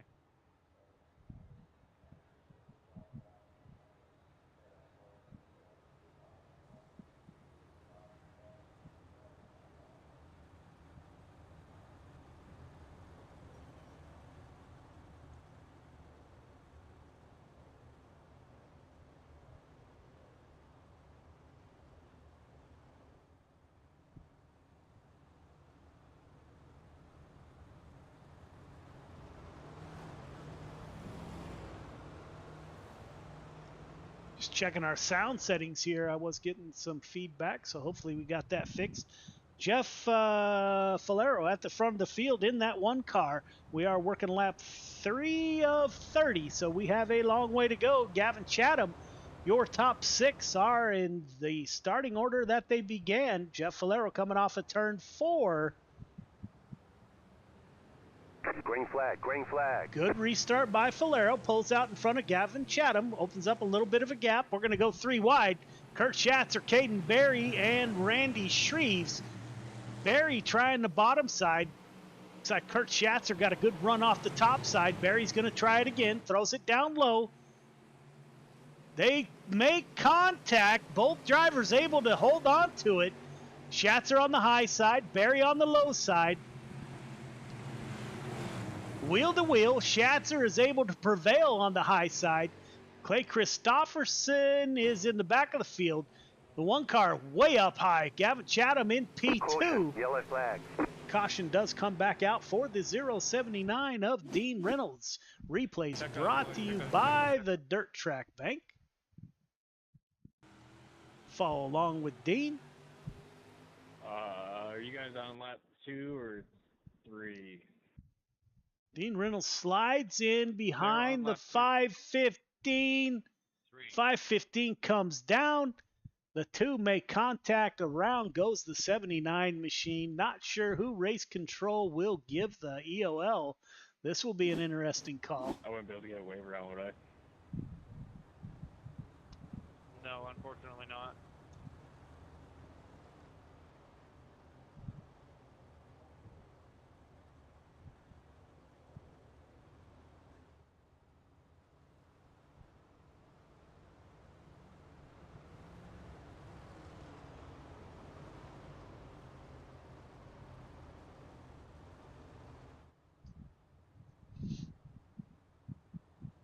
Lights are still on the pace truck.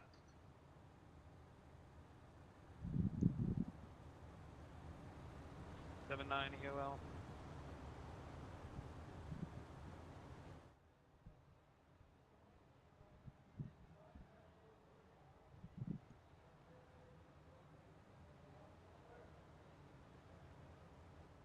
I got a black flag for steering closed pits, but I had to for damage. I don't know what to do about it.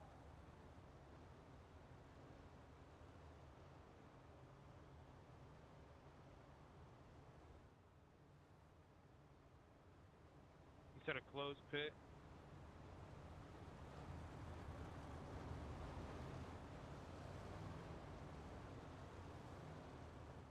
Yeah, sorry, closed pit. Yeah, I had damage.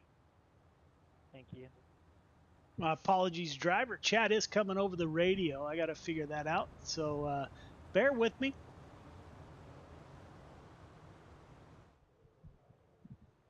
Jeff Valero will start once again, coming off of turn 4. One car is off. Gavin Chatham currently in P2. Randy Shreves in P3. Looks like all the action's in the back of the field. We'll go back with Logan Wentz in the 418 machine. Yes, he battles it out behind Michael Vitale. Now we got lined up nose to tail tank. Who's that sliding down low? Looks like Anthony Morano in the new orange and light blue machine. Morano likes that bottom side, giving it a look down low, trying to get underneath Jason Hines in the 66. This is the battle for P10. Garrett Zimmer in the 114 battling it out with Duncan McCamick. This is for the 13th position. 66 is sideways at the exit of turn 4. Let's take a look.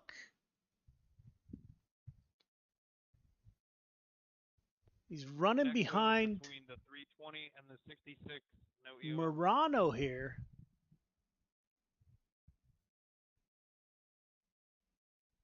Slides in, no contact yet. Looks like the 66 was going to make a move down low.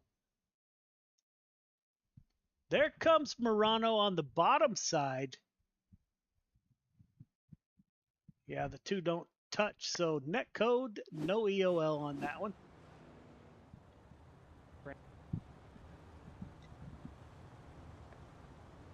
Say again, 45.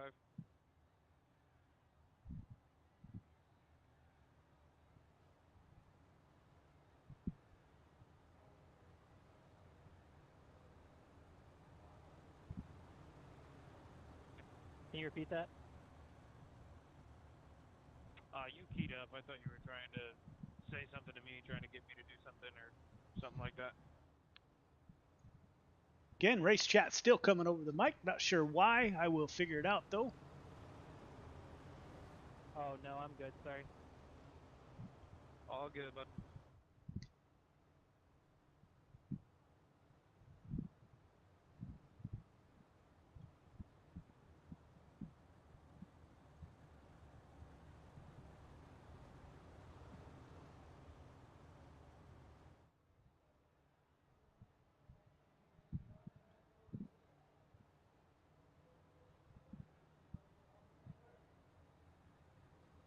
Jeff Valero still at the front of the field, working lap 6 of 30. We got a long way to go. It's been a long night already. Let's see if these drivers can pull it together and save the evening with putting on a good show here in the last 23 laps or so.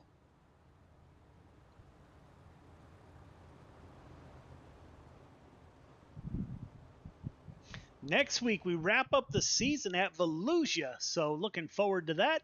Then week 13, once again, is the Dirt Track Bank Dash for Cash, $500 up for grabs. Must be a feature winner, must have raced in at least 6 races throughout the season. Everyone who enters will get paid something. Green flag, green flag. Jeff Valero, great restart. Gavin Chatham in P2. Randy Shreves now. Shreves wants P2. He's looking down low underneath Gavin Chatham. Caden Berry in that 12 car. He's going to stay on the top side. Chatham tries the bottom. Looks like the two lines at this moment are equal. No one gained, no one lost in that exchange. Caden Berry, 12 car is going to dive underneath. He's going to try to get underneath your points leader, Randy Shreves. No room on the high side as Kurt Schatzer fills that hole. Berry with the slide job crossover coming from Shreves. Shreves is able to hold off the youngster out of New Hampshire. Gavin Chatham now, he's trying that bottom side.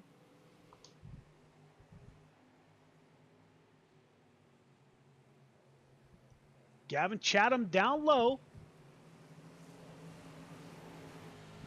Go on board with Kurt Schatzer. He's battling it out with the 12 car.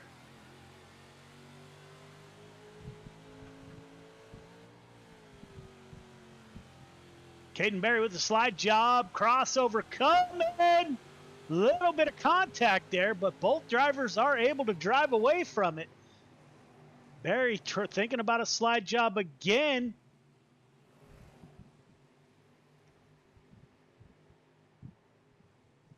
Here it comes. Slide job crossover. 218 and the 12 battling it out. This is the best battle on the track. Gavin Chatham and Randy Shreves. Shreves closed in that distance. We'll go on board with Randy Shreves, see what it looks like from the points leaders onboard camera as he pulls up behind the 24 car. Will Randy Shreves dive it down low? No, sir. He's going to stay up high. Caution comes back out. Duncan McCamick involved in an incident.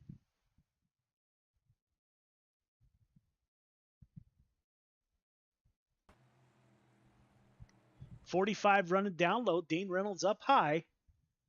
No contact made there. 45 dives it down low. Gets on the brakes to stay off the 79. Goes around all by himself. 45 EOL.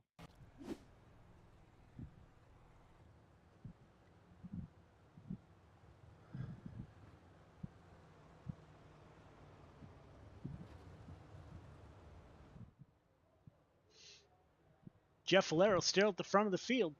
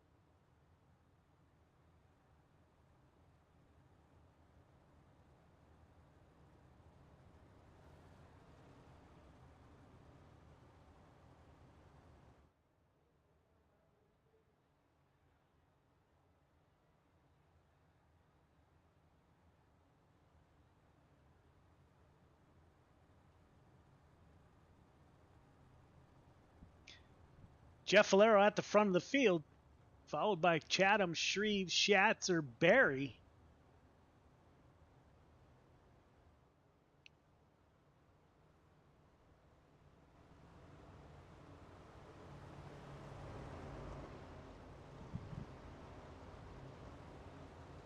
All right, drivers, going green here. Back of the pack, tighten it up for me if you can, please.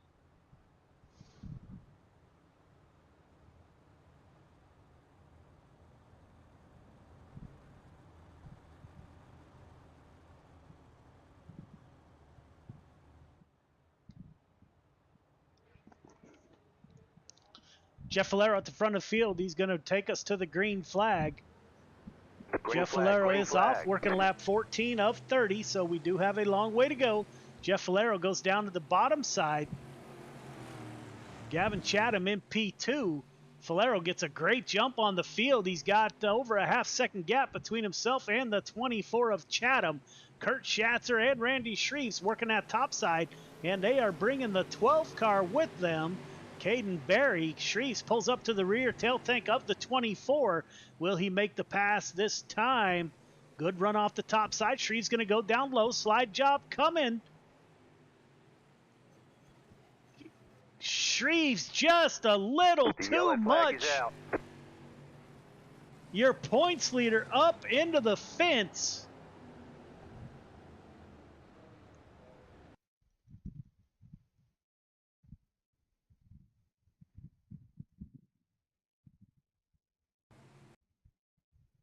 Randy Shreves pulls down on Gavin Chatham. Had the perfect angle for the slide job, just brought it in a little bit too hot. Your points leader into the fence on lap 16, I believe. Slide job looked perfect until that point. The 56 up into the outside fence. 12 EOL.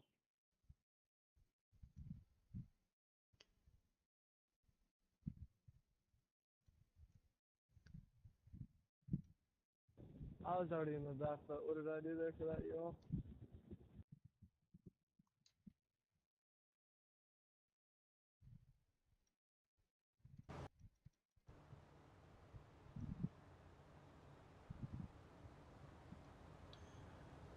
So, Jeff Valero still at the front of the field. Gavin Chatham in P2. Kurt Schatzer takes up the last podium spot currently. Chris Cox, second in the points, has a chance to make some gains on Randy Shreves here if the 56 can't get out of the pits in time.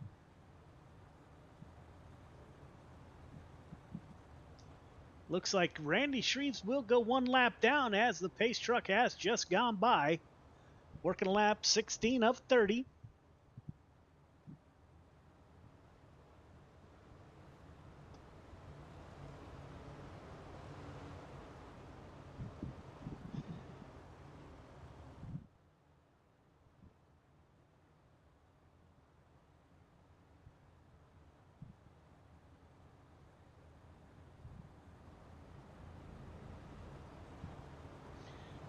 Jeff Valero's led from the drop of the green flag. Gavin Chatham has been in the runner-up position since we started.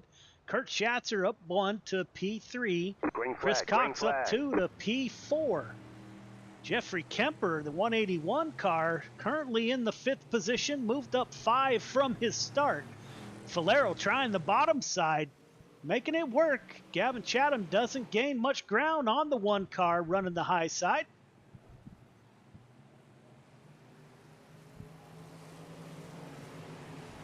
That is the 181 down low, trying to get underneath second in the points. Chris Cox in the 515.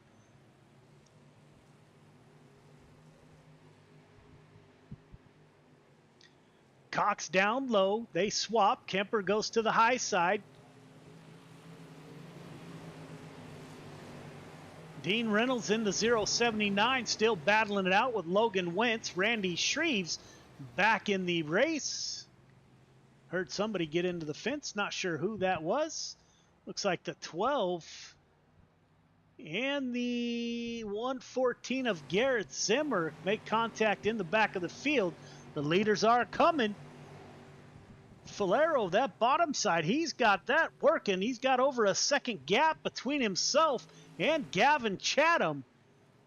Kurt Schatzer now closing up on the rear tail tank of the 24 in the 218.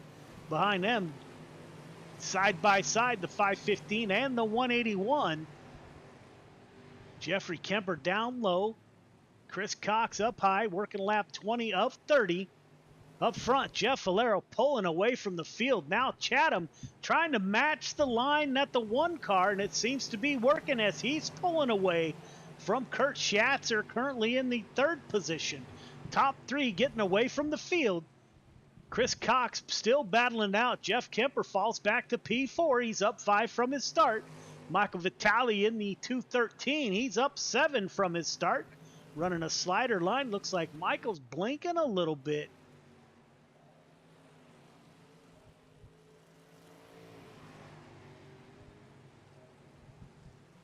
Looks like we lost Michael Vitale. Jeff Valero still at the front of the field, working lap 22 of 30. Now Gavin Chatham has gone down low. Kurt Schatzer still on the high side. Those are your top 3. Chris Cox in the 515, currently running P4 with Jeffrey Kemper, driver out of Oregon, in the 181 machine, currently running P5. Dean Reynolds up to P6. Don't look now, your points leader is coming, closing in on the back up to 079 of Dean Reynolds. Randy Shreve's going to try to get all the positions he can get here. Sliding up, closes in on the rear tail tank of Dean Reynolds. Reynolds holding him off, coming into 3 and 4. What will they do? Reynolds goes down low. Shreve stays up high. Will Shreves get a run off the top side? Dean Reynolds leaves room for the 56 car. Lets Randy Shreves go by. Puts Shreves back up to P6. Up front, Falero running away with the show. Gavin Chatham in P2. Kurt Schatzer P3. Lap 26 of 30. Second in the points. Chris Cox battling it out with Jeffrey Kemper. Kemper just won't go away. Keeps battling with the 515 car. Falls in line, closes back in, and starts battling again. 181 down low. Side by side, coming off of turn 4. Both drivers get a little bit loose at the exit.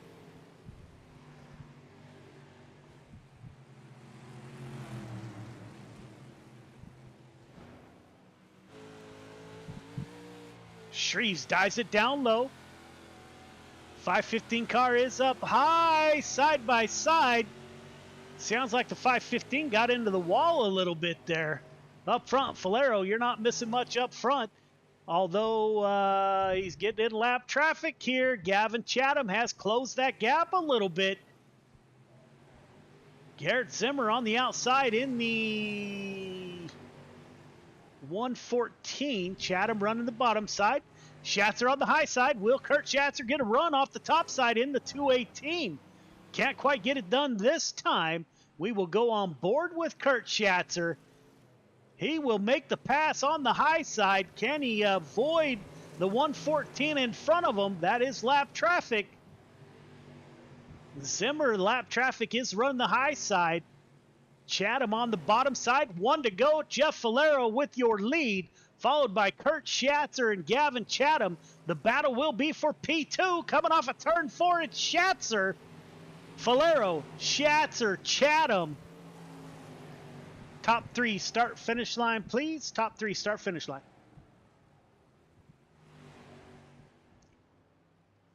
Kurt Schatzer closes the deal, makes up ground on Gavin Chatham in the 24, is able to make the pass, finish on the podium.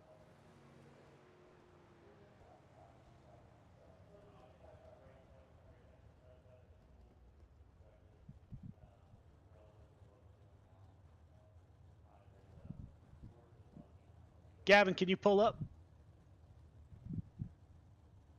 Yeah, I was just waiting for them to get in line. All right, fellas, don't forget to go up for interviews. So there you have it. Jeff Falero starts on the pole, sets your quick time, starts on the pole, leads from flag to flag. We will get a word with those drivers here momentarily. Gavin Chatham, he started on the outside of pole, drove the 24 in P2 for most of the night, comes up 2 positions short from a victory. Gavin, this is Joe. You got me? Hey, Joe, how's it going? Man, that was a long night, my brother. Yeah, it was. I'm going to need a drink after that one. It was a solid night for us all around. We got top 10s in every division. I really hate to give up that spot real late there. Unfortunately, I think we got a little bit of damage there when Randy threw a slider down, went a little too hard and hit the wall, and I got hit from behind there, or hit in the left rear. So I think I got a little damage there, but still a solid night for us, and we'll take it. Yeah, man. As always, the 24 was at the front of the field all night, man. You and Kurt Schatzer battled it out. As you said, so you think the car was going away late, huh?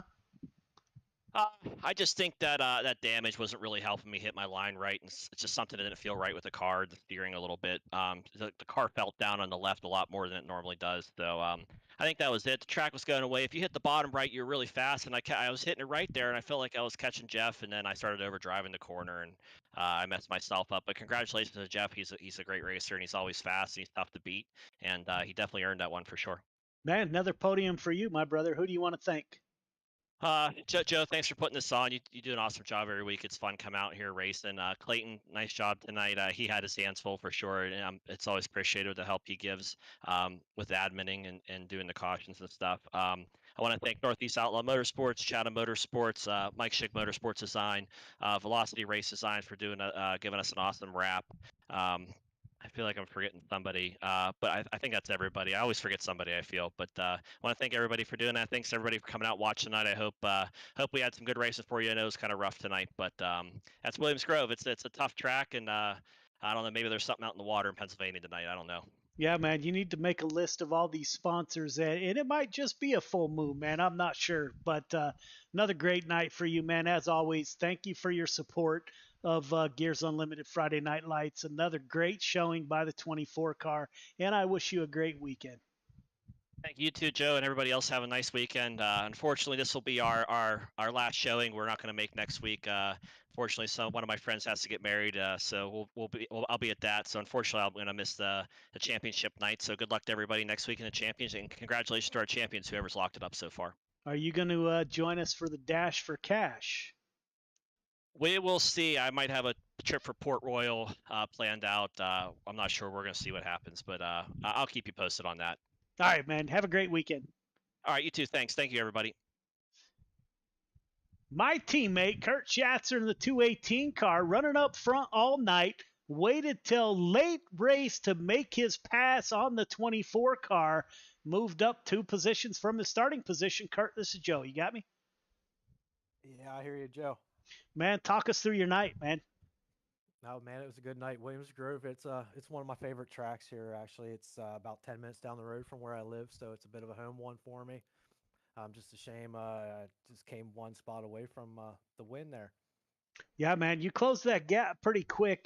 Gavin Chatham said his car went away, but the 24 went down low, as did Falero. You stayed on that high side as you typically do, man, and you made up great ground on the 24 car. Another great showing for the 218. More times than not, my friend, you are on the podium. So that'll be another snapshot for our team photo book. You got anybody you'd like to thank for your podium? Yeah, I got to thank our sponsors there, Dirt Track Bank. They do a lot to help dirt track racing around the country there, and GY6RN Racing Network. All the boys on the team there, Hammer Down Racing, Brandon Templeton, Brian Dickens, and you for setting everything up for us and bringing us to the league here, giving us a place to race, and everybody watching at home. Yeah, man. And I got to say, for those of you out there that don't know, Kurt has been with me from almost the beginning. He was on the second driver on the team. So Kurt, man, from the bottom of my heart, brother, I greatly appreciate all the support you've given me over this journey that we have been on, man. And I can't wait to see what the future holds for us, not as only as a race team, but now that we're doing broadcasting. And man, you and Brandon and Brian and Carson are just godsends, man. So good shout out to you, my brother. Thank you, as always, for the support over the last couple of years. This wouldn't have been possible without you cats. Absolutely. Good things to come. Yeah, man. So have a great weekend, my brother, and we will, I'll probably talk to you later on the night on Discord. Sure. Yep. Have a good night, man. Have a good weekend. So there you have it, ladies and gentlemen. There is week 11. It was a long one at Williams Grove, but we did wrap it up with a good finish in the sprint car division. Next week, we're at the season finale at Volusia to settle the championships for the divisions. Then following that, week 13, we're running a regular Friday Night Light program, but only 4 feature winners and drivers who have run in at least 6 races throughout this season will take to the track for the nearly $500 Dash for Cash, brought to you by the Dirt Track Bank. So hope you guys put that on your calendar. We'll have an interview with the president of the Dirt Track Bank. So really looking forward to that. Thank you all for tuning in tonight. And until next time, we will see you. 1, 2, 3. I love it, Molly. They say it's a matter of time, 1,000 days and the sun won't shine before I come back to you. For your love I will go far, I wanna be wherever you are. I know I'm coming back for you. Brother, it's good to see you. My love is a river long, the best ride in a million wrongs. I know I'm coming back to you. And I'm happy, nothing's going to stop me.